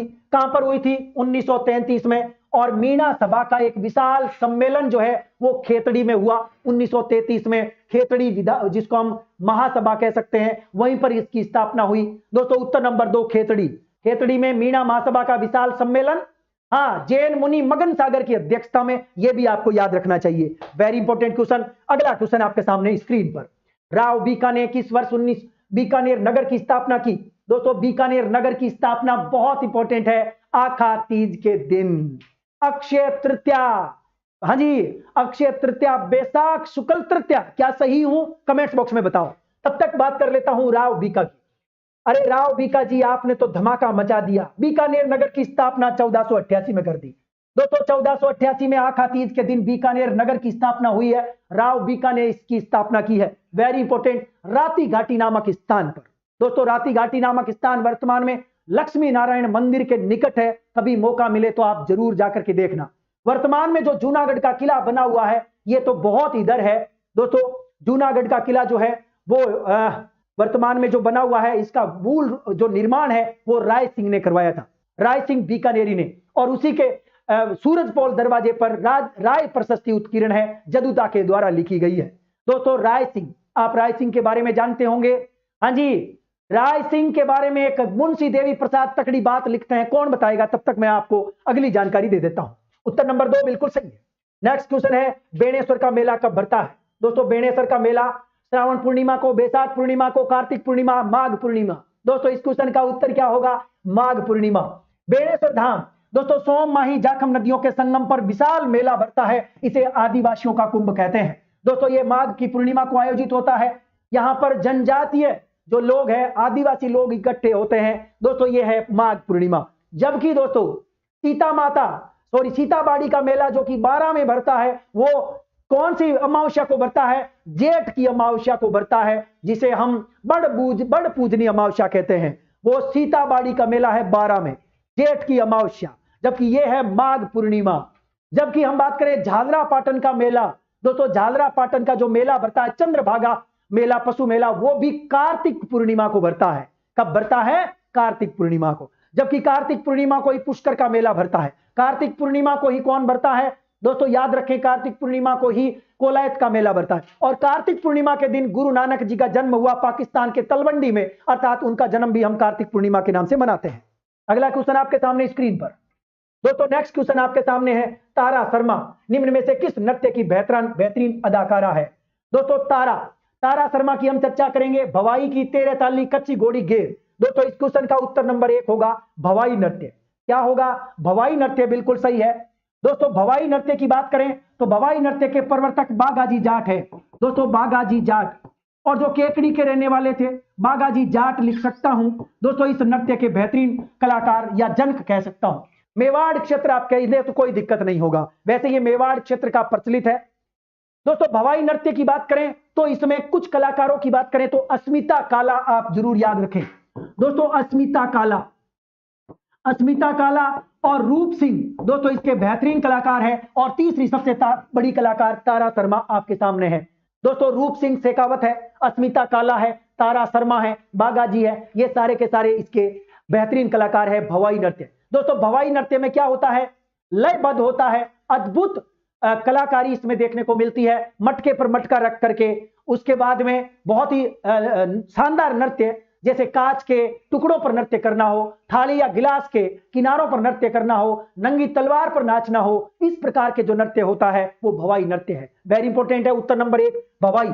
और भवाई नृत्य की जो शुरुआत होती है वो किस वाद्य यंत्र के साथ होती है? बुंगल वाद्य यंत्र के साथ। चलिए भाई अगला क्वेश्चन आपके सामने स्क्रीन पर है 61 नंबर। विग्रहराज द्वारा रचित हरि केली क्या है? दोस्तों नाटक है, उपन्यास है, काव्य अभिलेख। शानदार क्वेश्चन है। बात विग्रहराज की चल रही है। दोस्तों विग्रहराज की बात करें तो हरि केली नामक एक नाटक है। दोस्तों विग्रहराज अर्थात ये हरि केली एक नाटक है। और याद रखें दोस्तों, 2.5 दिन का झोंपड़ा, जिसको पहले संस्कृत पाठशाला कहते थे, विग्रहराज चतुर्थ ने ही उसकी स्थापना की थी। बीसल देव जिनको हम कहते हैं, उन्होंने बनाई थी संस्कृत पाठशाला, जिसको तोड़ करके बाद में कुतुबुद्दीन ऐबक ने क्या बनवा दिया? 2.5 दिन का झोंपड़ा। दोस्तों 2.5 दिन के झोंपड़े के बिल्कुल गेट के सामने स्तंभ पर यह नाटक, जिसकी कुछ लाइनें लिखी हुई है, यह भी याद रखें, यह संस्कृत नाटक है। दोस्तों ये किस प्रकार का नाटक है? संस्कृत। ठीक है, चलिए तो ये हरि केली भी आपका पूरा हो गया है। Very important. चलते हैं अगले क्वेश्चन की ओर। अगला क्वेश्चन है 62 नंबर। लालनाथ जी निम्नलिखित में से किस संप्रदाय के संत है? दोस्तों लालनाथ जी के बारे में पूछा गया है। शानदार क्वेश्चन है। 62 नंबर क्वेश्चन का उत्तर क्या होगा? दोस्तों गूदड़ संप्रदाय, नवल संप्रदाय, जसनाती संप्रदाय, बिश्नोई संप्रदाय। दोस्तों इस क्वेश्चन का उत्तर नंबर 3 होगा जसनाती संप्रदाय। जसनाती संप्रदाय के कई संत मैं बता सकता हूं।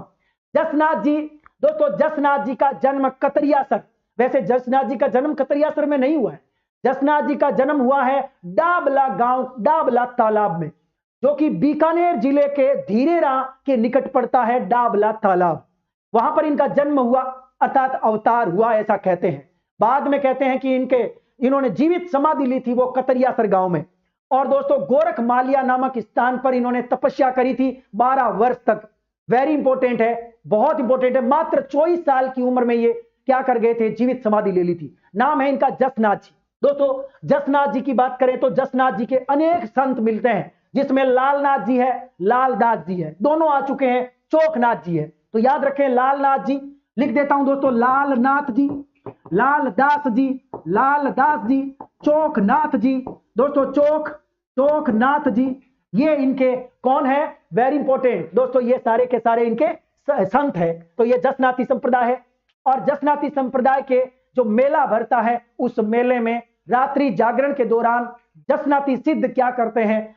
गजब का नृत्य करते हैं, बहुत शानदार नृत्य होता है। दोस्तों जसनाती संप्रदाय की ये जो नृत्य करते हैं उसे अग्नि नृत्य कहते हैं। धधकते अंगारों पर नाचना और धधकते अंगारों पर हल चलाना, ये अद्भुत कलाएं होती है। दोस्तों ये जसनाती।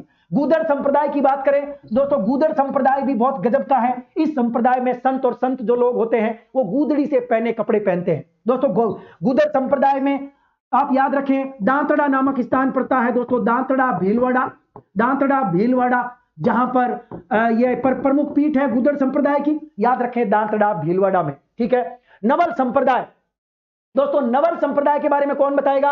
हाँ जी, नए से नवल दास जी इसके संस्थापक है। बिश्नोई संप्रदाय आप जानते ही हैं, जाम्बोजी है प्रवर्तक, याद रखें। और मुकाम समराथल में यहां इनकी प्रमुख पीठ है। चलिए अगले क्वेश्चन की ओर मूव करेंगे।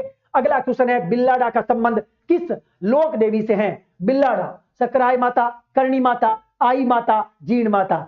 आई माता बिल्लाडी, सॉरी आई माता बिल्लाडा। बिल्लाडा जोधपुर में आई माता का मंदिर है। दोस्तों आई माता के बारे में तकड़ी बात बताता हूं। आई माता के बारे में ये कहते हैं कि ये सिरवी जाति की कुल देवी है। दोस्तों आई माता किसकी है? सिरवी जाति की। सिरवी जाति की कुल देवी है, याद रखें, सिरवी जाति की कुल देवी आई माता है। आई माता के मंदिर को दरगाह कहते हैं।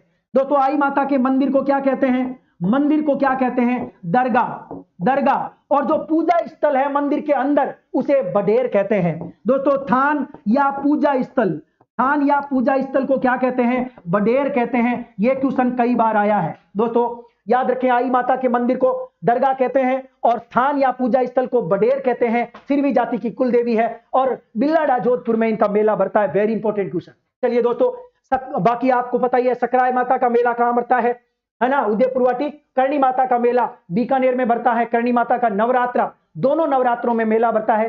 करणी माता का बचपन का मूल नाम रिद्दुबाई था। जीण माता का मेला क्योंकि हर्ष की बहन है और सीधी सी बात है दोनों नवरात्रों में मेला भरता है, सिक्कर में ही भरता है। चलिए अगला क्वेश्चन आपके सामने है खुंगाली। खुंगाली करो। खुंगाली लोग तो कहीं यहां करते हैं, आप यहां करो खुंगाली। हाँ जी, लोग कहां करते हैं? पीठ पे करते हैं, आप यहां करो खुंगाली। खुंगाली करो गले में, तो गला हो जाएगा उत्तर। चलो भाई, खुंगाली आभूषण शरीर के किस भाग में पहना जाता है? चलो भाई आज करते हैं, उत्तर नंबर 4 होगा गला।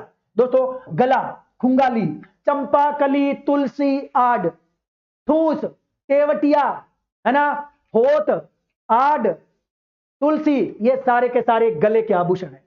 कमर, कैसे कमर, कैसे कणकती, कैसे कंदोरा, करधनी और सटका, चोथ, वैसे दो, ये सारे के सारे कमर के आभूषण। हाथ की बात करें तो नौगरी, बल्ल्या, गोखरू, वेरी इंपॉर्टेंट। नाक, नाक का बुल्लाक, चोंप। दोस्तों चोंप और चूंप दोनों में क्या अंतर है? याद रखना, चूंप दांत का है, दांत का रखन भी है, दांत का चूंप भी है। अपन कहते हैं ना, अरे चुप, चुप का मतलब मुंह बंद, और चुप में होते दांत, चुप, याद रखने, चुप दांत होते हैं। जबकि चौंप नाक में, नाक का बुलाक है, पीणी है, भंवरिया है ना, ये सारे के सारे लौंग भी नाक, याद रखें। चलो भाई नेक्स्ट क्वेश्चन आपके सामने। चित्रकार निसारदीन और साहिबदीन किस चित्रकला शैली से हैं? निसारदीन और साहिबदीन, गजब का क्वेश्चन पूछा है भाई ने। दोस्तों ये उत्तर होगा मेवाड़। दोस्तों मेवाड़ होगा।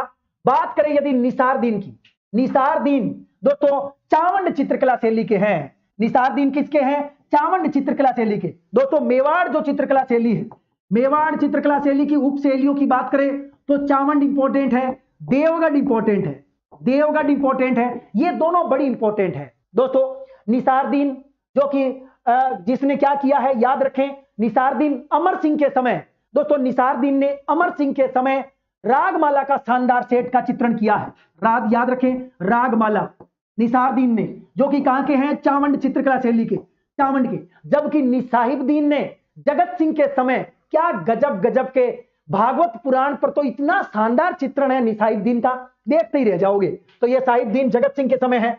ये मेवाड़ चित्रकला शैली के प्रमुख कलाकार यानी पूर्णतः मेवाड़ के साहिबदीन है। जबकि साहिब राम यदि आ जाए, क्या आ जाए? साहिब राम आ जाए, तो साहिब राम कहां के हैं? जयपुर चित्रकला शैली के हैं। ईश्वरी सिंह का आदम कद पोर्ट्रेट बनाया था साहिब राम ने। गजब का क्वेश्चन। चलिए भाई, इस क्वेश्चन का उत्तर होगा मेवाड़। जबकि देवगढ़ की बात करें, देवगढ़ की बात करें दोस्तों, देवगढ़, तो देवगढ़ के बारे में एक तकड़ी चीज, थोड़े दिन पहले क्वेश्चन आया। देवगढ़ में ओजेरा की ओवरी और मोती महल दोनों का भित्ति चित्रण देखते ही बनता है। ठीक है, याद रखें। चलिए भाई अगला क्वेश्चन, 65 के बाद 66, पन्ना मीना का कुंड। आ जाओ चलते हैं आमेर के किले की ओर। आमेर के किले के ठीक पीछे क्या गजब का कुंड है, वो शानदार कुंड है पन्ना मीना का कुंड। दोस्तों इसमें ऑप्शन नंबर 3 बिल्कुल सही है। आमेर आओ तो आमेर गांव देखो तो साथ में पन्ना मीना का कुंड देखो, और पन्ना मीना के कुंड के बिल्कुल सामने बिहारी जी का मंदिर है। कौन नहीं जानता ये दोनों। दोस्तों आपने कभी सुना होगा कि आबानेरी की जो बावड़ी है, उस बावड़ी की प्रतिकृति है पन्ना मीणा का कुंड। याद रखना, जैसी आबानेरी की बावड़ी है वैसा का वैसा ही हूबहू है ये पन्ना मीणा का कुंड, जयपुर में है। शानदार क्वेश्चन। तो इस क्वेश्चन का उत्तर नंबर क्या हो जाएगा? जयपुर बिल्कुल सही है। अगला क्वेश्चन आपके सामने, राजस्थान की निम्नलिखित में से कौन सी झील को रामसर वेटलैंड कन्वेंशन में शामिल किया गया है? दोस्तों राजस्थान में केवल 2 ही रामसर है। राजस्थान में रामसर की बात करें दोस्तों, एक तकड़ी चीज आपको बताना चाहूंगा, बहुत इंपॉर्टेंट चीज बताऊंगा दोस्तों। हमारे यहां झील का क्वेश्चन पूछा गया है, झील का, जबकि देखो राजस्थान में यदि ऐसा क्वेश्चन घुमा के पूछे तो गलती मत करना, देख लेना अच्छे से ढंग से क्वेश्चन क्या कहना चाह रहा है। झील पूछा तो झील सांबर है दोस्तों, राजस्थान की सांबर की झील जो कि रामसर वेटलैंड है, और इसको दोस्तों 1990 में वेटलैंड घोषित किया गया। याद रखें, वेरी इंपॉर्टेंट है।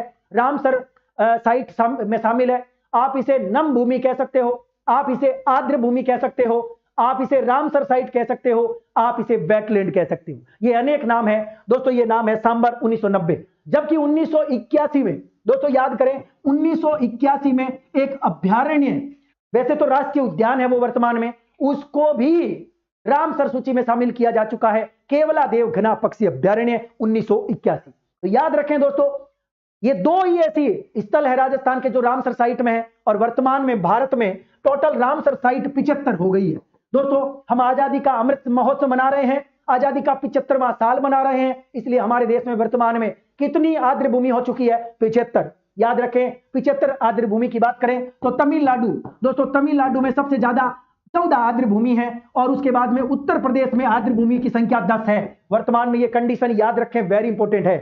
और आर्द्र भूमि की बात करें, रामसर की बात करें तो रामसर कन्वेंशन हुआ था 1971 में। इसका मुख्य उद्देश्य था दोस्तों क्या करना? हमारे देश भर की जितनी, विश्व की जितनी आर्द्र भूमि है उनका संरक्षण करना। वेरी इंपॉर्टेंट, उत्तर होगा सांबर। नेक्स्ट आपके सामने चर्चा करेंगे 68 नंबर, निम्नलिखित में से कौन सा पुरातात्विक स्थल और नदी सुमेलित नहीं है? दोस्तों जोधपुरा, जोधपुरा। चलिए भाई 68 नंबर क्वेश्चन की चर्चा करेंगे। देखते हैं, एक शानदार क्वेश्चन है और एकदम इजी सा क्वेश्चन है दोस्तों। जोधपुरा, जोधपुरा सभ्यता जो कि जयपुर में ही है, लोहायुगीन सभ्यता है और साबी नदी के किनारे है। दोस्तों साबी नदी वो नदी है जो सेवर की पहाड़ियों से निकलती है, विनाश लीला के लिए जानी जाती है वर्षा काल में, और उसी के किनारे है जोधपुरा सभ्यता। जोधपुरा सभ्यता जहां पर लोहा गलाने की भट्टियां मिली है, जैसे कि जैसे आपके सुनारी झुंझुनू में लोहा गलाने की भट्टियां मिली है। दोस्तों ओजियाना, ओजियाना की बात करें तो ये खारी नदी के किनारे है। दोस्तों खारी नदी बिल्कुल सही है। ओजियाना, ओजियाना की बात करें तो ओजियाना खारी नदी के किनारे है। जिस प्रकार से आसींद की बात करें दोस्तों, आसींद जो कि हम जानते हैं कि देवनारायण की पवित्र भूमि है आसींद, ये आसींद भी खारी नदी के किनारे है। दोस्तों कालीबंगा घग्गर नदी के किनारे है, बिल्कुल सही है। इसके अलावा बालाथल, दोस्तों बालाथल कांतली नदी के किनारे नहीं है। बालाथल बालाथल बैसे बेड़च नदी, दोस्तों बैसे बालाथल बैसे बेड़च नदी, कैसे कांतली कैसे गणेश्वर। दोस्तों याद रखें, गणेश्वर सभ्यता किसके किनारे है? कांतली के किनारे है। कांतली नदी के किनारे 2 सभ्यताएं हैं, जिसमें एक तो आपकी ताम्रयुगीन सभ्यता है गणेश्वर, दूसरी है झुंझुनू की सुनारी सभ्यता जो लोहयुगीन सभ्यता है। ये दोनों की दोनों कांतली के किनारे हैं, जबकि बेड़च नदी के किनारे बालाथल है। बालाथल वो स्थान है जहां पर 11 कमरों का विशाल भवन मिला है। चलिए अगला क्वेश्चन आपके सामने स्क्रीन पर, किस लोक देवता का मंदिर लूणी नदी के किनारे स्थित है? शानदार क्वेश्चन, कई बार चर्चा कर चुके हैं दोस्तों। इनमें से आपको तिलवाड़ा नामक शहर जो है वो लूणी नदी के किनारे है। अब आप समझ जाओ क्या उत्तर होना चाहिए। तिलवाड़ा, दोस्तों लोक देवता की बात हो रही है लूणी नदी के किनारे। मल्लीनाथ जी, उत्तर बिल्कुल सही है दोस्तों, मल्लीनाथ जी होगा। मल्लीनाथ जी की बात करें तो लूणी नदी के किनारे अर्थात तिलवाड़ा। दोस्तों तिलवाड़ा बाड़मेर, जहां मल्लीनाथ जी का पवित्र मंदिर भी है, और यहां पर मल्लीनाथ जी के यहां पवित्र मेले में यहां पशु मेला भी आयोजित होता है। दोस्तों वेरी इंपॉर्टेंट है, इस क्वेश्चन का जवाब नंबर 3 बिल्कुल सही है। पाबूजी, पाबूजी को सभी लोग जानते हैं, विस्तार से बताया जा सकता है बहुत कुछ, ठीक है। तेजा जी के बारे में जितना बताऊं उतना कम। हाँ दोस्तों, पाबूजी का मेला चैत्र की अमावस्या को, तेजा जी का मेला भाद्रपद की शुक्ल पक्ष की 10वीं तेजा दशमी, और मल्लीनाथ जी का मेला चैत्र के महीने में। चलिए आगे क्वेश्चन की ओर बढ़ते हैं। अगला क्वेश्चन आपके सामने है, रागमाला किस चित्रकला शैली का प्रसिद्ध चित्र है? दोस्तों लोग कहते हैं कि गुरुजी हम आपकी क्लास क्यों देखें विस्तार वाली, ये देख लो चलती फिरती क्लास, यानी चलते चलते मैं वो सारी जानकारी दे देता हूं जो इस पेपर में आपको मिल जाएगी। दोस्तों इस क्वेश्चन का देखो, थोड़ी देर पहले मैंने आपको बताया निसरदीन की हम चर्चा कर रहे थे, चावंड चित्रकला शैली की बात कर रहे थे, अमर सिंह की बात कर रहे थे। दोस्तों इस क्वेश्चन का उत्तर होगा, क्या होगा, चावंड चित्रकला शैली। क्या सही है? चावंड ही होगा, बिल्कुल सही है दोस्तों, चावंड चित्रकला शैली एकदम सही है। इस क्वेश्चन का जवाब होगा चावंड। रागमाला चित्रशैली हाँ निसरदीन का है सबसे इंपॉर्टेंट क्वेश्चन। चलिए अगला क्वेश्चन आपके सामने, आगी बाण। अरे आगी बाण के बारे में तो हम जितनी बात करें उतनी कम पड़ जाएगी। ये आगी बाण वाले कौन है? ये भाई साहब है राजस्थान के लक्कड़ फक्कड़, जान गए ना, धुन के धनी। कौन है? राजस्थान के शेर। कौन? हमारे जय नारायण व्यास। अरे 1932 की बात है। आगी बाण दोस्तों, आगी बाण का प्रकाशन मैं कह सकता हूं संपादन 1932 में हुआ। इसके उत्तर होगा जय नारायण व्यास। जय नारायण व्यास की बहुत सारी बातें कर सकते हैं दोस्तों। जय नारायण व्यास ने पीप नामक समाचार पत्र भी निकाला, अखंड भारत मुंबई से निकाला। तीसरा अखबार है आगी बाण। यह किसका है? जय नारायण व्यास का। दोस्तों जय नारायण व्यास जिन्होंने मारवाड़ प्रजामंडल यानी जोधपुर प्रजामंडल की स्थापना 1934 में की, भंवरलाल सराफ इसके अध्यक्ष रहे। आगे चल करके मारवाड़ लोक परिषद की में इनकी भूमिका रही थी। ठीक है, चलिए भाई, हरिभाऊ उपाध्याय को कौन नहीं जानता? दोस्तों हरिभाऊ उपाध्याय हटुंडी अजमेर के निवासी। राजस्थान के अंदर हरिभाऊ उपाध्याय को बाजी के नाम से जाना जाता है। दोस्तों बाजी किसको कहते हैं? याद रखें, बाजी के नाम से हरिभाऊ उपाध्याय जाने जाते हैं। और धारा सभा दोस्तों, धारा सभा जो कि अजमेर की पहली विधानसभा थी और इस दौरान 30 सदस्यीय विधानसभा थी और अजमेर सी श्रेणी का राज्य था और यहां के मुख्यमंत्री थे हरिभाऊ उपाध्याय। Very important, Haribhau Upadhyay. चलिए आगे बात करेंगे रामनारायण चौधरी। दोस्तों बेगू किसान आंदोलन के जनक रामनारायण चौधरी। ऋषि दत्त मेहता के बारे में कौन बताएगा? हाँ जी, ऋषि दत्त मेहता के बारे में भी बहुत ही गजब का, हाँ किस प्रजामंडल से ये बता दो आप, बाकी मैं बताऊंगा। तब तक मैं आपको 72 नंबर क्वेश्चन दिखा देता हूं। एक तरफ पर्यटन स्थल है तो दूसरी तरफ जिले का नाम मैच करना है। चलो भाई, जसवंतथड़ा मैच करना है ना, जसवंतथड़ा जोधपुर। दोस्तों जसवंतथड़ा जोधपुर। आओ चले थोड़ी बात करते हैं जसवंतथड़े की। दोस्तों ये जसवंतथड़ा लिख दिया मैंने, जसवंतथड़ा जोधपुर। चलो लालगढ़ बीकानेर चलते हैं। महाराजा गंगा सिंह ने अपने पिता लाल सिंह की याद में लाल बलुआ पत्थर से लालगढ़ का निर्माण कराया। आओ चलते हैं लालगढ़। फूल सागर महल। दोस्तों फूल सागर महल बूंदी में है। कहां है? बूंदी में। और जगदीश मंदिर उदयपुर में। हमारा काम पूरा हो गया। एक आसान सा क्वेश्चन था। चलो भाई नेक्स्ट क्वेश्चन आपके सामने स्क्रीन पर आ रहा है 73। राजस्थान की एसडीजी रिपोर्ट किसके द्वारा जारी की जाती है? दोस्तों इस एसडीजी का पूरा नाम सस्टेनेबल डेवलपमेंट गोल्स, सतत विकास लक्ष्य। क्या कहते हैं इसे? सतत विकास लक्ष्य। आप लिख सकते हैं हिंदी में भी, सतत विकास लक्ष्य। दोस्तों सतत विकास लक्ष्य, सतत विकास लक्ष्य। दोस्तों वैसे तो यह काम नीति आयोग का है और यह नीति आयोग एसडीजी रिपोर्ट जारी करवाती है। राजस्थान में हमारा जो सांख्यिकी यानी आर्थिक और सांख्यिकी जो निदेशालय है वो राजस्थान के लिए काम करता है। दोस्तों आपको याद होगा सतत विकास लक्ष्य 2015 में सतत विकास लक्ष्यों को निर्धारित किया गया था। 2030 तक हम 17 सतत विकास लक्ष्यों को प्राप्त करेंगे, याद है ना। उन्हीं लक्ष्यों के आधार पर जो प्रदर्शन होता है उस प्रदर्शन के आधार पर जिलों को रैंक दी जाती है। आर्थिक और सांख्यिकी निदेशालय राजस्थान का जो हमारी इकोनॉमिक सर्वे जारी करता है, राजस्थान की जो इकोनॉमिक सर्वे तैयार कौन करता है? आर्थिक और सांख्यिकी निदेशालय। वही ये सतत विकास लक्ष्य की रिपोर्ट जारी करता है। दोस्तों इस क्वेश्चन का जवाब नंबर 1 होगा। एक बात आपको बताना चाहूंगा दोस्तों, सतत विकास लक्ष्य 1.0, सतत विकास लक्ष्य 2.0, सतत विकास लक्ष्य 3.0 की बात करें तो याद रखें दोस्तों, झुंझुनू याद करें, कोटा याद करें और उदयपुर याद कर लें। क्या पता कब कौन सा काम आ जाए। दोस्तों सॉरी जयपुर, मैंने उदयपुर गलत लिख दिया, जयपुर लिखना है। यहां पर क्या लिखना है? जयपुर। दोस्तों आपसे पूछा जाए एसडीजी। दोस्तों एस डी और जी 1.0 में पहला स्थान किसने प्राप्त किया? जयपुर ने। एसडीजी 2.0 में पहला स्थान कोटा ने। SDG 3.0 में पहला स्थान जयपुर ने, रट लेना छोरो, अगले पेपर में काम आ जाएगा। SDG सतत विकास लक्ष्य 1.0 में पहला स्थान झुंझुनू, सतत विकास लक्ष्य 2.0 में पहला स्थान कोटा, सतत विकास लक्ष्य 3.0 में पहला स्थान जयपुर, रट लेना। अगला क्वेश्चन आपके सामने स्क्रीन पर, अगला क्वेश्चन है 74 नंबर। प्रधानमंत्री मत्स्य संपदा योजना की अवधि क्या है? दोस्तों प्रधानमंत्री मत्स्य संपदा योजना, दोस्तों ये मत्स्य पालन से संबंधित बड़ी गजब की ये है आपकी योजना, और इस योजना की यदि अवधि की बात करें तो दोस्तों ये 5 साल के लिए निर्धारित हुई है। प्रधानमंत्री मत्स्य संपदा योजना दोस्तों 2020-21 से शुरू हुई है। चलो 5 साल पूरे करते हैं, 20-21, 21-22, 22-23, 23-24, 24-25, लिख देता हूं 2024-2025, 5 साल के लिए प्रधानमंत्री मत्स्य संपदा योजना की शुरुआत 10 सितंबर 2021 को हुई। दोस्तों 10 सितंबर 2021 को इस योजना की शुरुआत हुई। यह है प्रधानमंत्री मत्स्य संपदा योजना। दोस्तों इस योजना का मुख्य उद्देश्य है मत्स्य विकास करना, ठीक है, मत्स्य उत्पादन हो गया, क्योंकि विकास में सारी बातें आ जाएगी। तो इस क्वेश्चन का उत्तर क्या होगा? 2 नंबर ऑप्शन 5 वर्ष हो जाएगा। नेक्स्ट क्वेश्चन आपके सामने है, राजस्थान की जलवायु के बारे में निम्नलिखित कथनों को पढ़िए तथा सही कूट का चयन करें। यानी राजस्थान की जो क्लाइमेट है, राजस्थान की जो जलवायु है, हमें उसको ढंग से पढ़ना है और सही कूट का चयन करना है। यानी जो जो सही है वही देखना है।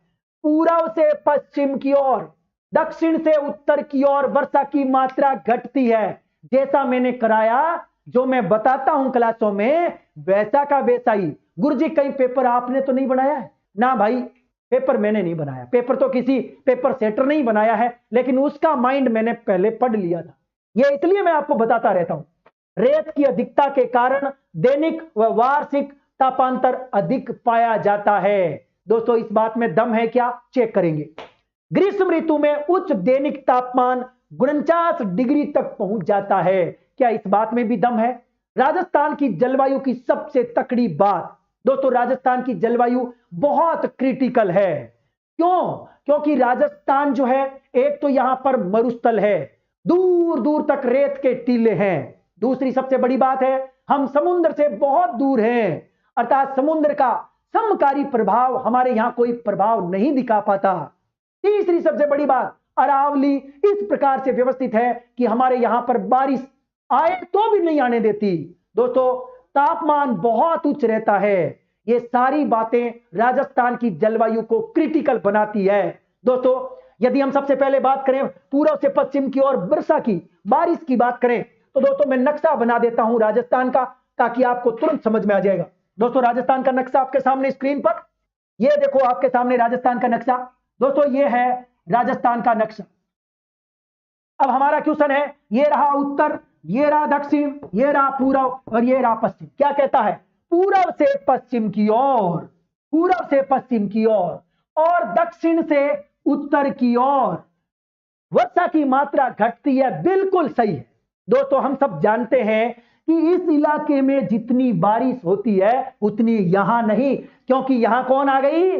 अरावली। अरावली के पीछे वृष्टि छाया प्रदेश, अरावली के पूर्व में बारिश होती है। तो सीधी सी बात है, पूर्व से पश्चिम की ओर जाओगे तो बारिश कम मिलेगी। बिल्कुल सत्य है। दक्षिण से उत्तर, दोस्तों दक्षिण में बारिश होती है, दक्षिण में बारिश ज्यादा होती है, डूंगर पर, बांसवाड़ा, सिरोही, उदयपुर, है ना। जबकि उत्तर की ओर धीरे धीरे बारिश कम हो जाती है। सही है, पहला ऑप्शन बिल्कुल सही है। रेत की अधिकता के कारण दैनिक और वार्षिक तापांतर अधिक पाया जाता है। बिल्कुल सही है। तापांतर क्या होता है? ताप में अंतर। दोस्तों दिन में जितना टेम्परेचर है, रात में जितना टेम्परेचर है, दोनों में जो अंतर है वही तापांतर है। दिन में तो कई बार हम देखते हैं भयंकर गर्मी पड़ती है, एसी तक चलानी पड़ जाती होगी। रात में भयंकर ठंड पड़ती है, गूदड़े भी ओढ़ने पड़ते होंगे। इसका मतलब दोनों में अंतर ज्यादा हुआ, तापांतर ज्यादा है, क्योंकि यहां पर रेत है। दिन में गर्म तेजी से होती है, रात को ठंडी भी तेजी से होती है। इस वजह से दैनिक और वार्षिक तापांतर ज्यादा। बिल्कुल सत्य है। ग्रीष्म ऋतु में उच्च दैनिक तापमान 49 डिग्री। बिल्कुल। गर्मी के समय पश्चिमी राजस्थान की बात करें चूरू की बात करें तो 49 और 50 डिग्री सेंटीग्रेड टेम्परेचर हो जाता है। सर्दी की बात करें तो 0 डिग्री भी छू जाता है, याद है ना। चलिए दोस्तों, माइनस में भी चला जाता है। सारी बातें सही है। नेक्स्ट क्वेश्चन आपके सामने स्क्रीन पर। अगला क्वेश्चन है, भीलों के वस्त्रों के संबंध में फेटा क्या है। दोस्तों गजब का क्वेश्चन, और इसमें हमारे ऑप्शन में सही कर भी रखा है। फेटा, फे से फेटा, ले से लपेटा। चलो भाई, पुरुषों का एक प्रकार का आभूषण, एक प्रकार का सिर का वस्त्र पगड़ी, एक प्रकार का बालकों का वस्त्र ओढ़ने वाला मोटा लबादा। दोस्तों पगड़ी होगी, पगड़ी। पोत्या, एक बार क्वेश्चन आया, भीलों के सर पर बांधे जाने वाला वस्त्र क्या कहलाता है, पोत्या। पोत्या भी सही है, और ये पगड़ी यानी वस्त्र है भीलों का फेटा, ये भी सही है। उत्तर नंबर 2 बिल्कुल सही होगा। 2 नंबर ऑप्शन बिल्कुल सत्य है। चलिए भाई, अगला क्वेश्चन आपके सामने 77 नंबर। निम्नलिखित कथनों पर विचार करिए तथा सही उत्तर का चयन करना है। दोस्तों इस बार क्या करना है, कथन को पढ़ना है, जो सही है उसका उत्तर ठोक देना है। ठीक है, चलो चेक करते हैं। दोस्तों नंबर 1, लूणी बेसिन गोडवाड़ प्रदेश के नाम से जाना जाता है। राजस्थान का भौतिक प्रदेश हम पढ़ रहे थे, तो राजस्थान के भौतिक प्रदेश में हम मरुस्थलीय भौतिक प्रदेश, पश्चिमी राजस्थान का मरुस्थलीय प्रदेश। दोस्तों जिसके 2 उपभाग बताए मैंने, शुष्क प्रदेश, अर्ध शुष्क प्रदेश। अर्ध शुष्क प्रदेश का दूसरा नाम है राजस्थान बांगड़। राजस्थान बांगर, राजस्थान बांगर यानी अर्ध शुष्क प्रदेश के 4 उपभाग, जिसमें एक है गग्गर का मैदान, 2 नंबर है सेका वाटिका आंतरिक प्रदेश, 3 नंबर है नागौरी उच्च भूमि, और 4 नंबर पे है गोडवाड़ प्रदेश, लूणी बेसिन। पहला ऑप्शन बिल्कुल सही है, पहला ऑप्शन बिल्कुल सही है, अर्थात 1 नंबर ऑप्शन बिल्कुल सही है। चलिए भाई, पहला ऑप्शन बिल्कुल सही है, तो ये तो सही हो गया। गिरवा उदयपुर बेसिन की विशिष्ट आकृति है जो मेवाड़ प्रदेश में है। दोस्तों गिरवा उदयपुर बेसिन को चारों ओर से घेरे हुए तस्त्री नुमा पहाड़ों की मेखला गिरवा कहलाती है। तस्त्री नुमा पहाड़ों की मेखला गिरवा कहलाती है, बिल्कुल सही है। जबकि पूर्वी सिरोही के सुदूर पश्चिम में उबड़ खाबड़ तीव्र कटक नुमा पहाड़ियां भाकर कहलाती है, वो भाकर है, ये गिरवा बिल्कुल सही। चलो, गग्गर का मैदान चूरू में है। दोस्तों यहां गड़बड़ हुई है, गग्गर का मैदान गै से गग्गर, है से हनुमानगढ़, इसका मतलब ये गलत है, तो 1 और 2 सही है। उत्तर नंबर 2 बिल्कुल सही है। चलो भाई, नेक्स्ट क्वेश्चन आपके सामने 78 नंबर। सांसी जनजाति के लोग राजस्थान के किस जिले में मुख्य रूप से रहते हैं। दोस्तों सांसी, याद रखें सांसी के बारे में, यानी राजस्थान में कई जनजातियां हैं। जैसे 1976 का SC/ST जो अधिनियम है, जिसमें राजस्थान में 12 जनजातियां शामिल की गई हैं, और यहां पर सांसी जनजाति को जो हम भरतपुर में ज्यादातर संख्या देखते हैं जनगणना 2011 के अनुसार। दोस्तों राजस्थान में सांसी जनजाति सबसे ज्यादा तो कहां है, भरतपुर में है। और भरतपुर के बाद में यदि ऑप्शन पूछे तो आप 2 नंबर पे करेंगे झुंझुनू। दोस्तों राजस्थान में सबसे ज्यादा भरतपुर में सांसी जनजाति। ठीक है, कुकड़ी की प्रथा के बारे में तो आप सुनते ही होंगे, वो सांसी जनजाति की है। ठीक है, लोमड़ी का मांस, सांडे का मांस खाना इनका पवित्र भोजन भी है।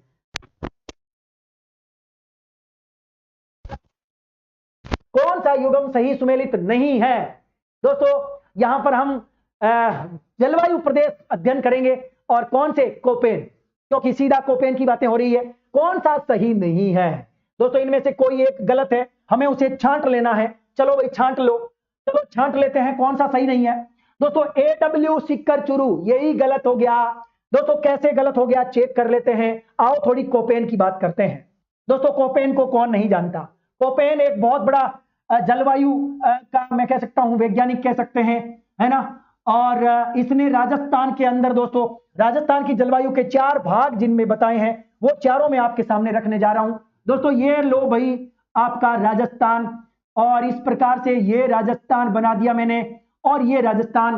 दोस्तों ये AW है, AW ये है, और ये CWG है, और ये BWHW है, और BSHW है। चलो भाई हमारा क्वेश्चन देखो, कौन सा सही नहीं है। AW सिक्कर चूरू गड़बड़ हो गया, क्योंकि सिक्कर और चूरू में कौन आएगा, BSHW, जबकि BSHW में बाड़मेर जालोर ये पड़े बाड़मेर जालोर BSHW में। BWHW में बीकानेर और जैसलमेर पश्चिमी बीकानेर ये पड़े, और अंत में है CWG अरावली के दक्षिणी पूर्वी वो वाले जिले। हो गया काम। इस क्वेश्चन का उत्तर होगा 1 नंबर, क्योंकि दोस्तों टिक्कर और चूरू वाले में क्या होगा, डूंगरपुर, बांसवाड़ा, प्रतापगढ़ वाला इलाका आएगा। ठीक है, तो इसमें ये गलत है, उत्तर नंबर 1। चलो नेक्स्ट क्वेश्चन, 80 नंबर क्वेश्चन आपके सामने। गोवंश की कौन सी नस्ल मालानी कहलाती है? कौन बताएगा इस क्वेश्चन का जवाब? मालानी दोस्तों कांकरेज को, राठी को, थार पारकर को, गिर को, मैं से मालानी और थार पारकर। दोस्तों थार पारकर का मूल स्थान, उत्पत्ति स्थान बाड़मेर का मालानी क्षेत्र है। चलिए भाई, पिछले पेपर में मालानी पर्वत श्रृंखला पूछ ली गई, इस बार मालानी नस्ल पूछ ली गई है। चलो भाई, इस क्वेश्चन का जवाब होगा थार पारकर। क्या होगा? थार पारकर। दोस्तों थार पारकर जो है बाड़मेर, जैसलमेर वाले इलाके में, ठीक राजस्थान के पश्चिम में पाई जाती है। जबकि राठी की बात करें तो राठी उत्तर और पश्चिम में, यानी गंगानगर, बीकानेर, जैसलमेर वाले इलाके में। राजस्थान में सबसे ज्यादा दूध देने वाली गाय है राठी, 2 नंबर पे दूध देने वाली गाय है थार पारकर। ठीक है, तो इस क्वेश्चन का उत्तर नंबर 3 हो जाएगा, थार पारकर। चलते हैं भैया अगले क्वेश्चन की ओर।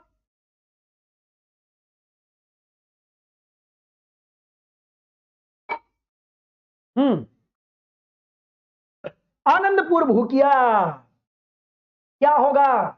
81 नंबर क्वेश्चन। आनंदपुर भूकिया और तिमारन माता मंदिर किस लिए है? यूरेनियम निक्षेप के लिए, सीसा और जस्ता के निक्षेप के लिए, स्वर्ण निक्षेप के लिए और एस्बेस्टॉस। कौन बताएगा इस क्वेश्चन का? दोस्तों आनंदपुरा भूकिया, जगपुरा भूकिया, ये जो नाम है ये बांसवाड़ा के नाम है। और बांसवाड़ा का नाम लेते ही हमें क्या याद आ जाता है? सोना। दोस्तों स्वर्ण की खाने हैं, इस क्वेश्चन का जवाब होगा सोने के निक्षेप। दोस्तों आनंदपुरा भूकिया, तिमारन, ठीक है, जगपुरा भूकिया, और आपके जगपुरा डगोचा, ये भी यहीं पर ही है। ये सारे के सारे किसके हैं?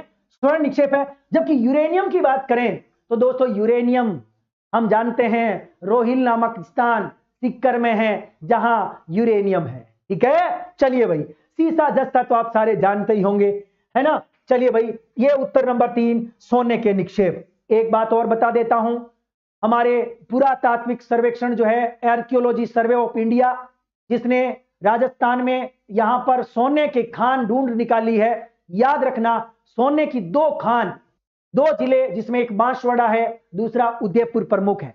हाल ही में दोस्तों भीलवाड़ा के अंदर, दोस्तों भीलवाड़ा का जो देवतलाई नामक स्थान है वो किसके लिए प्रसिद्ध है? आप फटाफट कमेंट्स बॉक्स में बताएंगे, तब तक मैं आपको अगला क्वेश्चन बताता हूं, वेरी इंपॉर्टेंट क्वेश्चन है। चलिए दोस्तों, ये हो गया 82 नंबर क्वेश्चन आपके सामने। कोटा, बूंदी, झालावाड़ में कौन सी मिट्टी पाई जाती है? लाल और पीली मिट्टी, मरुस्थलीय मिट्टी, लाल और काली मिट्टी और मध्यम काली मिट्टी। दोस्तों यहां मध्यम काली मिट्टी बिल्कुल सही है, क्योंकि बात हाड़ौती संभाग की है। दोस्तों हम सब जानते हैं कि हाड़ौती संभाग जो है ये लावा का पठार है। दोस्तों किस प्रकार का पठार है? लावा का पठार है, अर्थात ज्वालामुखी विस्फोट से निकलने वाले लावा से बना हुआ है। दोस्तों लावा विस्फोट से बनी मिट्टी, अर्थात जिसे लावा मिट्टी भी कह सकते हो, यानी एक प्रकार से लावा से बनी चट्टानें, आग्नेय चट्टानें होती हैं। आग्नेय चट्टानों के घिसने से कौन सी मिट्टी बनती है? दोस्तों मध्यम काली मिट्टी बनती है, हम सब जानते हैं। तो याद रखें, ये कपास के लिए प्रमुख है, खास तौर से इस इलाके में दोस्तों कपास भी होती है, और यहां पर अफीम की खेती भी होती है, चावल भी होता है, सोयाबीन भी होता है और मूंगफली भी होती है। इस क्वेश्चन का उत्तर नंबर 4 होगा। आजम और जाजम प्रिंट राजस्थान के किस जिले की है? एक शानदार क्वेश्चन आपके सामने, आजम और जाजम प्रिंट का। दोस्तों आजम और जाजम प्रिंट अकोला चित्तौड़ की है। कहां की है? अकोला चित्तौड़ की। याद रखें, अकोला चित्तौड़ होगा। दोस्तों आजम और जाजम प्रिंट अकोला चित्तौड़ की है, जबकि अजरक प्रिंट बालोतरा बाड़मेर की है, मलीर प्रिंट दोस्तों आपके बाड़मेर की है, सांगानेरी प्रिंट सांगानेर की है, बगरू प्रिंट बगरू की है। दोस्तों बगरू और सांगानेरी प्रिंट में एक अंतर है। सांगानेरी प्रिंट की बात बताऊं तो यहां पर प्राकृतिक रंगों का प्रयोग किया जाता है। बगरू और जयपुर सांगानेर की समानता की बात करें तो यहां पर बेल बूंटों की छपाई होती है। ठीक है, याद रखें। चलो नेक्स्ट क्वेश्चन है, ये रहा 84। 2011 की जनगणना के अनुसार राजस्थान के निम्न में से किस जिले में 0 से 6 आयु के वर्ग में निम्नतम लिंगानुपात है? दोस्तों राजस्थान में 0 से 6 आयु वर्ग में न्यूनतम लिंगानुपात की बात करें तो दोस्तों झुंझुनू होगा। दोस्तों राजस्थान में बाल लिंगानुपात की चर्चा हो रही है, बाल लिंगानुपात सबसे कम पूछा गया है झुंझुनू होगा, जबकि सबसे ज्यादा दोस्तों बांसवाड़ा है। बांसवाड़ा का बाल लिंगानुपात सबसे ज्यादा है, वेरी इंपोर्टेंट, और सबसे कम झुंझुनू का है। राजस्थान के किस जिले की ब्लैक पोट्री फूलदानों और प्लेटों और मटकों के लिए प्रसिद्ध है? दोस्तों राजस्थान में यदि जब जब ब्लैक पोट्री की चर्चा होगी कोटा को याद किया जाएगा। वैसे दोस्तों राजस्थान की ब्लू पोट्री जयपुर की है, ठीक है, और यदि ब्लैक पोट्री काली पोट्री की बात करें तो कोटा है, याद रखें। कागजी पोट्री अलवर की है, याद रखें, वेरी इंपॉर्टेंट दोस्तों, कागजी पोट्री किसकी है? अलवर की। तो मैं लिख देता हूं दोस्तों इस क्वेश्चन का जवाब नंबर, क्योंकि काली पोट्री पूछी गई है, अलवर की कागजी पोट्री है, बीकानेर की सुनहरी पोट्री है दोस्तों, बीकानेर की सुनहरी पोट्री है, और जयपुर की ब्लू पोट्री है, याद रखें, वेरी इंपॉर्टेंट क्वेश्चन है। चलिए भाई नेक्स्ट क्वेश्चन है 86 नंबर। राजस्थान सरकार ने हाल ही में तेंदुए के संरक्षण के लिए पायलट प्रोजेक्ट शुरू किया है, निम्नलिखित में से कौन तेंदुआ पायलट प्रोजेक्ट में शामिल नहीं है? दोस्तों हाल ही में राजस्थान सरकार ने एक तेंदुआ प्रोजेक्ट शुरू किया है ताकि तेंदुओं का संरक्षण किया जा सके, वेरी इंपॉर्टेंट है दोस्तों, इसमें कौन शामिल नहीं है चेक करते हैं दोस्तों।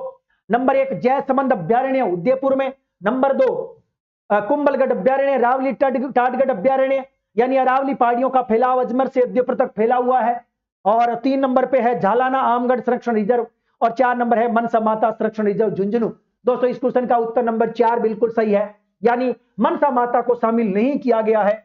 इसका मतलब दोस्तों क्या है कि राजस्थान में तेंदुआ के लिए दोस्तों, क्योंकि इन स्थानों पर तेंदुआ मिला है दोस्तों, हम बात करें तो जयसमंद अभ्यारण्य के आसपास इस इलाके में तेंदुआ है, कुंभलगढ़ अभ्यारण्य, रावली टाटगढ़ में भी कौन है? तेंदुआ है, झालाना में भी तेंदुआ है, इन तीनों को इस प्रोजेक्ट में शामिल किया गया है तेंदुए के सिलेक्शन के लिए पायलट प्रोजेक्ट। बाद में धीरे धीरे इसे विस्तृत किया जाएगा, बाद में मनसा माता को भी शामिल किया जाएगा, क्योंकि मनसा माता वाले इलाके में भी तेंदुए है, लेकिन अभी पायलट प्रोजेक्ट शुरू किया गया है दोस्तों मई 2022 में, इसके तहत मनसा माता शामिल नहीं है, बाकी सारे सही है। चलिए आगे बढ़ते हैं अगले क्वेश्चन की ओर। अगला क्वेश्चन आपके सामने है दोस्तों, परियोजना का नाम है और दूसरी तरफ जिले का नाम है, मिलान करना है, चलो मिलान कर देते हैं। एक तरफ परियोजना दोस्तों कौन सी है? सिद्धमुख सिंचाई परियोजना दोस्तों, सिद्धमुख सिंचाई परियोजना ये आएगा आपका हनुमानगढ़ और चूरू। नर्मदा सिंचाई परियोजना दोस्तों बाड़मेर और जालोर। जवाई सिंचाई परियोजना पाली हो जाएगा दोस्तों, पाली, और जाखम प्रतापगढ़ हो जाएगा। तो इस प्रकार से ये मिल गया है, वेरी इंपॉर्टेंट है। सिद्धमुख सिंचाई परियोजना दोस्तों हनुमानगढ़ और चूरू है, ठीक है, और जवाई परियोजना पाली में है, जवाई बांध मारवाड़ का सरोवर, ठीक है, अमृत सरोवर। जाखम सिंचाई परियोजना प्रतापगढ़ की है, और नर्मदा सिंचाई परियोजना जो कि राजस्थान के जालोर और बाड़मेर में है। जालोर सबसे ज्यादा प्रभावित लाभान्वित होने वाला जिला है बाड़मेर की बजाय, याद रखें। चलो दोस्तों अगला क्वेश्चन आपके सामने है। मार्च 2018 में स्थापित राजस्थान के पहले मेगा फूड पार्क के संबंध में निम्नलिखित कथनों पर विचार करें, सही को चिन्हित करें। दोस्तों इसने पुराने पेपर में से क्वेश्चन उठा लिया, आरपीएससी का एक क्वेश्चन आया था ये, और इसी को इसने उठा करके दे दिया। दोस्तों 4 ऑप्शन आपके सामने है, क्या होगा दोस्तों? जो सही है वही चयन करना है, यानी जो बातें सही है उनको चयन कर लेंगे। इसका उद्घाटन केंद्रीय खाद्य प्रसंस्करण उद्योग मंत्री हरसिमरत कौर बादल ने किया। दोस्तों इस क्वेश्चन का उत्तर एकदम सही है, हरसिमरत कौर ने रूपनगढ़ अजमेर के अंदर दोस्तों ये स्थापित है राजस्थान का पहला mega food park, Harsimrat Kaur ने उद्घाटन किया था 29 मार्च 2018 को। कब किया था दोस्तों? 29 मार्च 2018 को किया था, बिल्कुल सही है। तो ये बात तो बिल्कुल सही है। इसे स्मार्ट मेगा फूड पार्क के नाम से जाना जाता है दोस्तों, इसे स्मार्ट मेगा फूड पार्क के रूप में नहीं जाना जाता, ठीक है। यह रूपनगढ़ अजमेर में स्थित है दोस्तों, ये बात बिल्कुल सही है। 1 और 3 सही होगा दोस्तों, 1 और 3 सही है, उत्तर नंबर 3 बिल्कुल सही है, 3 नंबर ऑप्शन सही है, क्योंकि इसे स्मार्ट मेगा फूड पार्क नहीं कहते, इसे केवल मेगा फूड पार्क कहते हैं, ठीक है। चलिए दोस्तों अगला क्वेश्चन है आपके सामने, पटेलिया झालर और मुम्बल और बिछियो क्या है? दोस्तों ये राजस्थान के लोकगीत है, और खास तौर से ये गीत पहाड़ी क्षेत्रों में गाए जाते हैं दोस्तों। पहाड़ी क्षेत्रों में पटेलिया, झालर, मुम्बल और बिछियो पर पहाड़ी क्षेत्रों में गाए जाने वाले लोकगीत है। इस क्वेश्चन का जवाब नंबर 2 बिल्कुल सही है, राजस्थानी लोकगीत होगा। चलिए दोस्तों अगला क्वेश्चन आपके सामने है, कर्नल जेम्स टोड ने किस युद्ध को मेवाड़ का मैराथन कहा था? दोस्तों मैं दिवेर के युद्ध की दोबारा चर्चा कर रहा हूं। थोड़ी देर पहले हम जब चर्चा कर रहे थे तो मैंने बताया था दिवेर का युद्ध 1582 में हुआ, राणा प्रताप और अकबर के बीच में। इसे कर्नल टोड ने मेवाड़ का मैराथन कहा है। उत्तर नंबर क्या होगा? 3, और इसमें राणा प्रताप जीत गए थे। उत्तर नंबर 3 बिल्कुल सही है, दिवेर का युद्ध। अगला क्वेश्चन है, सम्राट अकबर ने किस संत को फतेहपुर सीकरी में आमंत्रित किया? दोस्तों आपको याद होगा, भगवंत दास को आप जानते ही होंगे, मान सिंह का पिता, बिहारी लाल का बेटा, भारमल का बेटा भगवंत दास इनको लेकर के गया था फतेहपुर सीकरी में। नाम है दादू दयाल, राजस्थान के कबीर के नाम से प्रसिद्ध है। दोस्तों दादू दयाल जी जिन्होंने दादू पंथ की स्थापना सांबर में की थी, और हम सब जानते हैं कि नारायणा जयपुर में इनकी पीठ है। वेरी इंपॉर्टेंट, इस क्वेश्चन का जवाब होगा उत्तर नंबर 2 दादू दयाल जी। चलिए दोस्तों अगला क्वेश्चन आपके सामने है, आमेर के जय सिंह फर्स्ट को मिर्जा राजा की उपाधि किसने दी? दोस्तों मिर्जा राजा की उपाधि किसने दी है? किसको? जय सिंह प्रथम की बात हो रही है। प्रथम की तो है मिर्जा राजा और सेकंड की है सवाई। देखते हैं कौन बताएगा। जहांगीर है, अकबर है, शाहजहां है, औरंगजेब है। दोस्तों आमेर के राजा यानी वो भी मिर्जा राजा जय सिंह, और मिर्जा की उपाधि किसने दी है? वेरी इंपॉर्टेंट क्वेश्चन है, कौन बताएगा इस क्वेश्चन का जवाब? शाबाश। चलिए भाई, तो दोस्तों एक चीज आपको मैं पहले ही बता देता हूं, सवाई जय सिंह की बात करें तो सवाई जय सिंह जो है वो सेकंड जय सिंह है। सवाई जय सिंह सेकंड है, जिसको सवाई की उपाधि कौन देता है? औरंगजेब देता है। कौन देता है? औरंगजेब। वेरी इंपॉर्टेंट, ये बात आपको याद रखनी है, सवाई की उपाधि। चलिए भाई, हाँ जी, इस क्वेश्चन का जवाब क्या होगा? कौन बताएगा? एक मिनट रुकना भाई।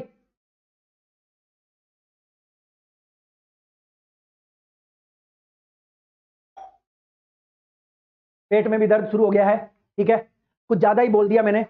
चलिए भाई, हाँ जी,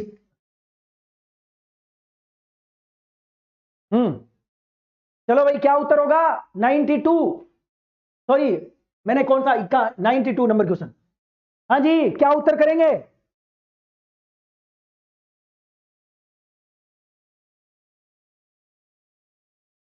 चक्कर आने लग गए, बोल भी नहीं पा रहा हूं ना। चलो भाई, चलो कोई बात नहीं है, थोड़ी हिम्मत और कर लेता हूं।